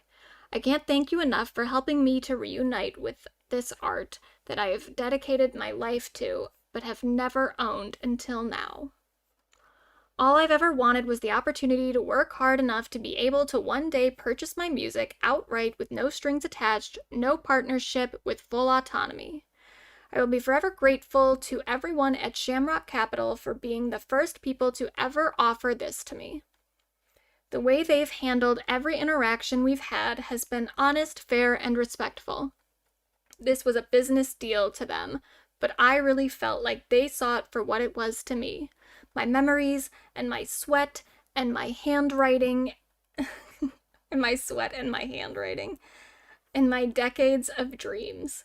I am endlessly thankful. My first tattoo might just be a huge shamrock in the middle of my forehead. Yeah, that was very smart of them, by the way. And anyone, if you were the person purchasing it from Scooter or from the person that Scooter then sold it to, of course, first thing you do is you contact Taylor Swift and you're like, hey girl, do you want this? Because we'll give it to you. Because now, yeah, you have an ally in Taylor Swift forever. I can't think of something more profitable. I know, I know. What about Rep TV? Full transparency, I haven't even re recorded a quarter of it. The Reputation album was so specific to that time in my life, and I kept hitting a stopping point when I tried to remake it. All that defiance, that longing to be understood while feeling purposefully misunderstood, that desperate hope, the shame-born snarl and mischief. Mischief. To be perfectly honest, it's the one album in those first 6 that I thought couldn't be improved upon by redoing it. Oh, but you thought 1984 could. 1984 Taylor's version was an improvement? Interesting. Not the music, or photos, or videos, so I kept putting it off. There'll be a time, if you're into the idea, for the unreleased vault tracks from that album to hatch. I've already completely re-recorded my entire debut album, and I really love how it sounds now. Those 2 albums can still have their moments to re-emerge when the time is right, if that would be something you guys would be excited about. Obviously they would, Taylor, you know that. But if it happens, it won't be from a place of sadness and longing for what I wish I could have. It will just be a celebration now, and I think that is really nice, honestly. Especially for the debut, because I think the 20th anniversary comes out next year. The 20th anniversary is next year, so for her to release like the Taylor's version for that would actually be really sweet and nice. With the vault tracks with Reputation, will she release those eventually? Probably. It is my understanding, though, that there really aren't that many vault tracks for that album. That she, that the songs that they made are just the songs that she made. Which I guess speaks to her really thinking at that time and now that, that's the best album that she was gonna make. Which is nice. I'm extremely heartened by the conversations this saga has reignited with my industry among artists and fans. Every time a new artist tells me they negotiated to own their master recordings in their record contract because of this fight, I'm reminded of how important it was for all of this to happen. Thank you for being curious about something that used to be thought of as too industry-centric for broad discussion. You'll never know how much it means to me that you cared. Every single bit of it counted and ended us up here. Thanks to you and your goodwill, teamwork, and encouragement, the best things that have ever been mine finally actually are. Elated and amazed, Taylor. Oh, 1984, yeah. 1989. But yeah. Taylor Swift could rewrite George Orwell if she wanted. I'd be interested. But yeah, I think that's really special. I think that's really sweet because the thing is there's just something very poetic about the fact that the album that she didn't really receive validation for in the moment, she's just kind of decided that she doesn't need it anymore. That the album was fine the way that it was. And that's it. And I think that it also is really special and sweet, too, that while the entire re-recording project and the Eras Tour project brought on so many new fans who got to experience a Taylor Swift era through the re-recordings and kind of got to, claim some amount of ownership over those albums as if they had been a fan the whole time. I think it's nice that, Reputation is the one album that just stays in the past. That, if you were there for it, you were there for it, and if you weren't, you weren't. You know? It can kind of be more specific and exclusive to her OG fans compared to all the people, including myself, who jumped on board a lot later. So I think that's really nice, and I think this is kind of the best case scenario. Because, yeah, as Jessica said, I think this will stop so much of her saturation. Yeah, she was getting really overexposed for a minute, and I was getting very worried. I was like, what is she gonna do when she re-releases 2 more albums? Especially because even now, her making this announcement the same time that like Miley Cyrus's album came out, I saw people being shitty about that and being like, oh, she couldn't let Miley have her moment. It's like, well, she didn't even really do anything. She just made an announcement. Like, let's calm down. Miley will continue to do her promo for the rest of her album campaign. She has a movie coming out on Thursday. Only on Thursday for some reason, by the way. It pisses me off. I have to work that day. I wanted to see the movie. But oh well.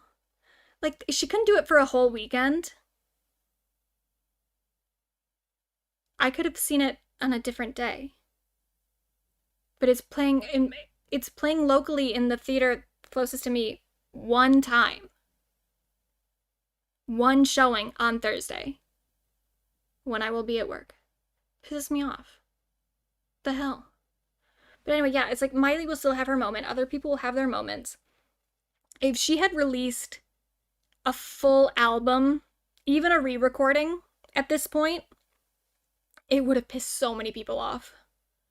It would have honestly probably pissed me off. I was getting worried when like Mayhem was getting close to release. I was like, if Taylor Swift thinks that she can release Reputation, Taylor's version, anywhere near Mayhem, we're gonna have a problem. But she didn't, so we're fine. And yeah, I think this is the best thing. It's like this is still a very like victorious thing, and people are definitely celebrating and listening to her music. I put in the description, I don't know if anyone saw, but I put a playlist of my favorite Taylor Swift songs because it was just exciting. Like the last 2 days, I'm like, oh my god, I can listen to all of the songs now. Not that I would have listened to all the songs anyway. Again, like if there was a version that I really thought was better, I wasn't stopping myself from listening to the originals. But I did, like, if I thought that the new version was like okay, I did try to just listen to the new version. But now the world's my oyster. Now I can listen to new versions, old versions. You can just make your pick, whichever one you like best. Because there are some that I do think are better. I think Red, the title track, I think that one's better. The Taylor's version than the original. Others? Nah. Like State of Grace was fine, the Taylor's version, but I definitely think that the original was better, and I'm very excited to listen to the original now. It just pops a little bit more. It's got a little bit more something to it. But the last like 2-3 years I've only been listening to the Taylor's version, and I forgot how much I liked the original. I want her to release the stems so that I can mix and match the parts that I like and the parts that I don't like in each song. But yeah, this is a great moment. It's a great moment for all of us, especially for Taylor. And that's kind of it. This is a big moment. Taylor Swift is back on the most likely nominations list. She will almost certainly be in the bracket. Other people we've got, Justin Bieber I think is probably going to be in the bracket because like his meta narrative is definitely taking over, and he did at least do something music related, so he's eligible. He can be here. Next time we will talk about Doechii and Charlie and Twigs, I promise. But I had to talk about Taylor while it was happening. And then yeah, we've got a lot of other people too. Megan Thee Stallion, I put in likely nominees because she did release one song technically. And I think that could be enough. I really hope that she releases more because I would like her to have a more firm, secured spot and move her up here. But at the moment, we're putting her in very likely. Who else do we have? Hilary Duff could release an album. She could. There was a thing with her husband on Mother's Day. He posted something of her and said, like, now go save millennial pop, which people are reading as confirmation that she's working on something. I don't know. Yeah, I'm gonna put Carly Rae Jepsen, because she's been working on something for a while. She hasn't released anything yet, though, that I'm aware of. And I think I would know. But yeah, Carly, if as long as Carly releases something, she's going right up here. Oh yeah, and she's writing a musical. She's writing a musical with Lena Dunham. Which I mean, I'll see it. I'll watch it. Who else though? There were a few other people that I meant to add to this, but I forgot who.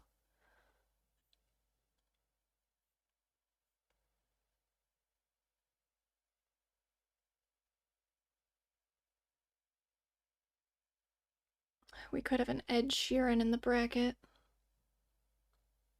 It's a possibility. I'm gonna put Heidi into likely, because for me, I'm leaning on Heidi. Yes, Carly is working with A.G. Cook. I forgot about that. That was announced a while ago. That's uh Carly will feed us. That's gonna be incredible. Is there anyone else who we feel strongly about right now? I know that I had some other people written down somewhere. Maybe in my notes app that I'll have to go through and look. It's a long shot, but hopefully Rena will release this year. Yeah, that would be nice. I'll put her in possible. Because that would be cool.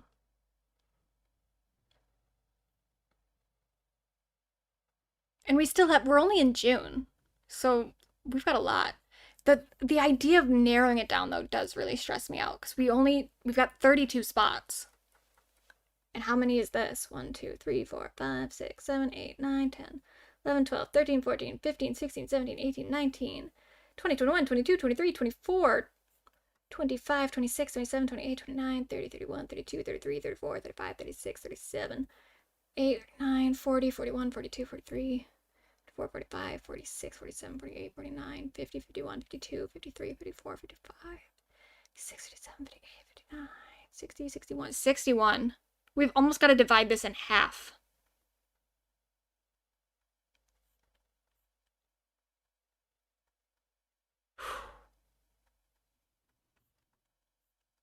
Well, oh, I was going to add Ray. I know I was going to add Ray.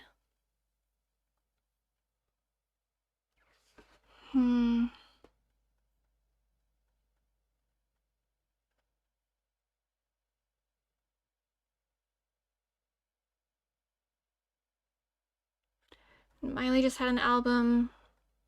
Very good. I liked it. So we'll see what all happens with the promo. Marina is going to have an album next week. Marina has an album next week. Who else? Someone else has an album next week.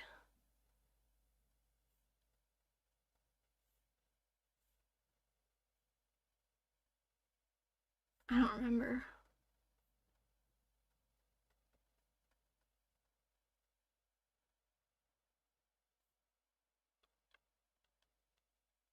Tate McRae, I feel like we could maybe put her into most likely because I think she's kind of guaranteed at this point. She does have a #1 single right now. We'll leave her in likely, I guess.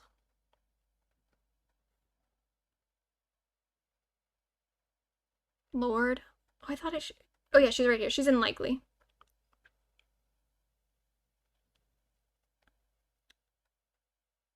Addison Rae. Oh, yeah, Addison Rae. Her album comes out next week, doesn't it? Yeah, Jade from Little Mix. She's down here, too.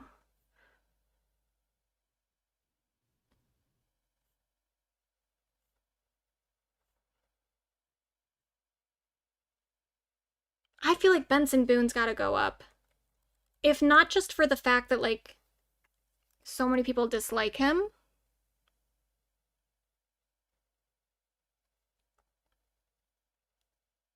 That does, like, that adds to it.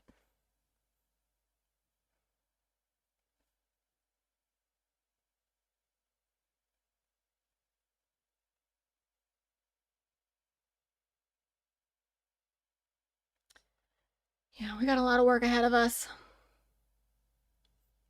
Anyway, next time, probably 2 weeks from now, we'll go over Dochi and Charlie and Twigs, maybe some other girlies. As per usual, if you have any ideas, let me know. Put it in the comments, find me on social media, do whatever. Oh, I did start, since the last stream, I did start a second channel for like stream highlights and stuff. I haven't really added much to it yet, but I did put up a few videos. And then maybe I'll do extra stuff on there too. It's just hard on like the main channel because I've been working on a full video. Yeah, next time on Medusini. We need like a previously on too. But since I've been working on like a video essay for so long, it's like I don't want any other videos going up on my channel that aren't that. Like I want to kind of keep the channel specific to like video essays. And then obviously like the lives and stuff are on this main channel too. But the lives on the actual channel, like they get divided. You know, there's the videos and the lives. And I like that. I wish that YouTube just did that for everything. I wish that I could put all of my stuff onto different tabs. And then like just divide it that way instead of having to have multiple channels. Because I was very resistant to the multiple channel thing for a while. Because it's like, I just know that like, I don't know. I don't want to like section off parts of it. Like, I don't know. There's just like a weird categorization thing that people start getting into whenever they do second, third, fourth channels where it's like, this is where I talk about this thing, and this is where I talk about this thing, and this is where I talk about this thing. I'm like, I just want everything kind of together. But I want the main channel to be the video essays. So I have now started a second channel that I'll just throw other shit onto. Not necessarily all stream highlights, but maybe other shit too. Just so we don't have to clutter up this channel. Yeah, I don't love that she has 6 channels for everything. Yeah, I get why people do it, and it's better for like the algorithm and stuff. But it just sounds so stressful to me of like having to remember all these different channels and like follow the different channels. And it's like, I don't even know what the difference sometimes is with some of these channels. Like, I've been watching more Good Mythical Morning recently because they upload so much. And every time I watch them, they show up on my feed. It just like, my whole recommended just takes over as Good Mythical Morning. And they're good guys. They seem like nice guys. They're fun. I like them. But I'm like, I still don't fucking know what the difference between Good Mythical Morning and Good Mythical More is. It seems like the same content, but they're just on different channels. I don't get it. But it must be like an algorithm thing. But whatever. I have another channel now. If you want to follow it, you can. I'm going to throw other shit up there as I feel like it. It's Medusini Deluxe Edition is what it's called. Maybe I'll put a link or something somewhere. I don't know. But yeah, that's it for today. Thanks to everyone who joined. Super fun. Love talking to everybody. Love getting everyone's opinions. Because again, this is... Oh, I forgot. Our honorary Pop Girly.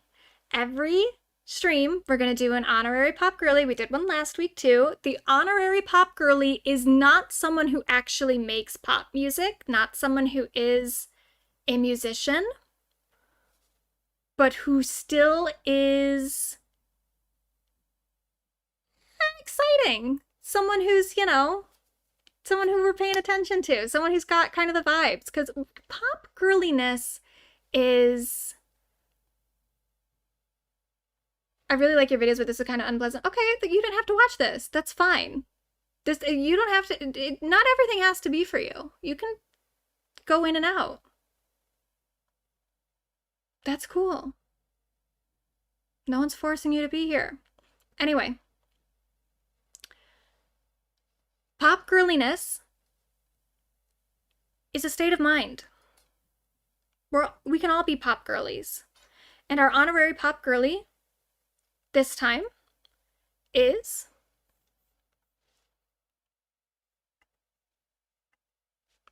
Nathan Fielder. He, if you don't know, is a pilot.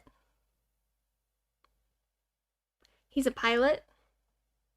He performed the miracle over the Mojave recently. And he saved the lives of 150 people. So that is our pop girly, our honorary pop girly this week.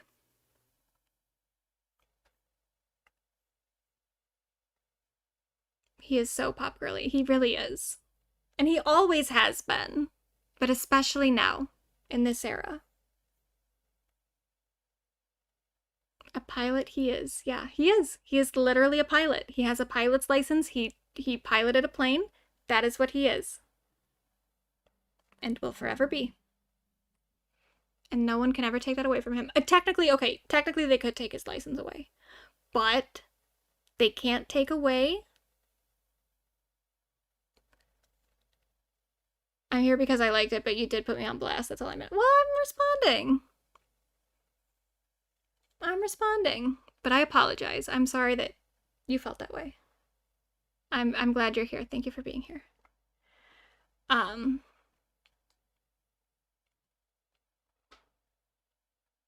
yeah, we love Nathan Fielder.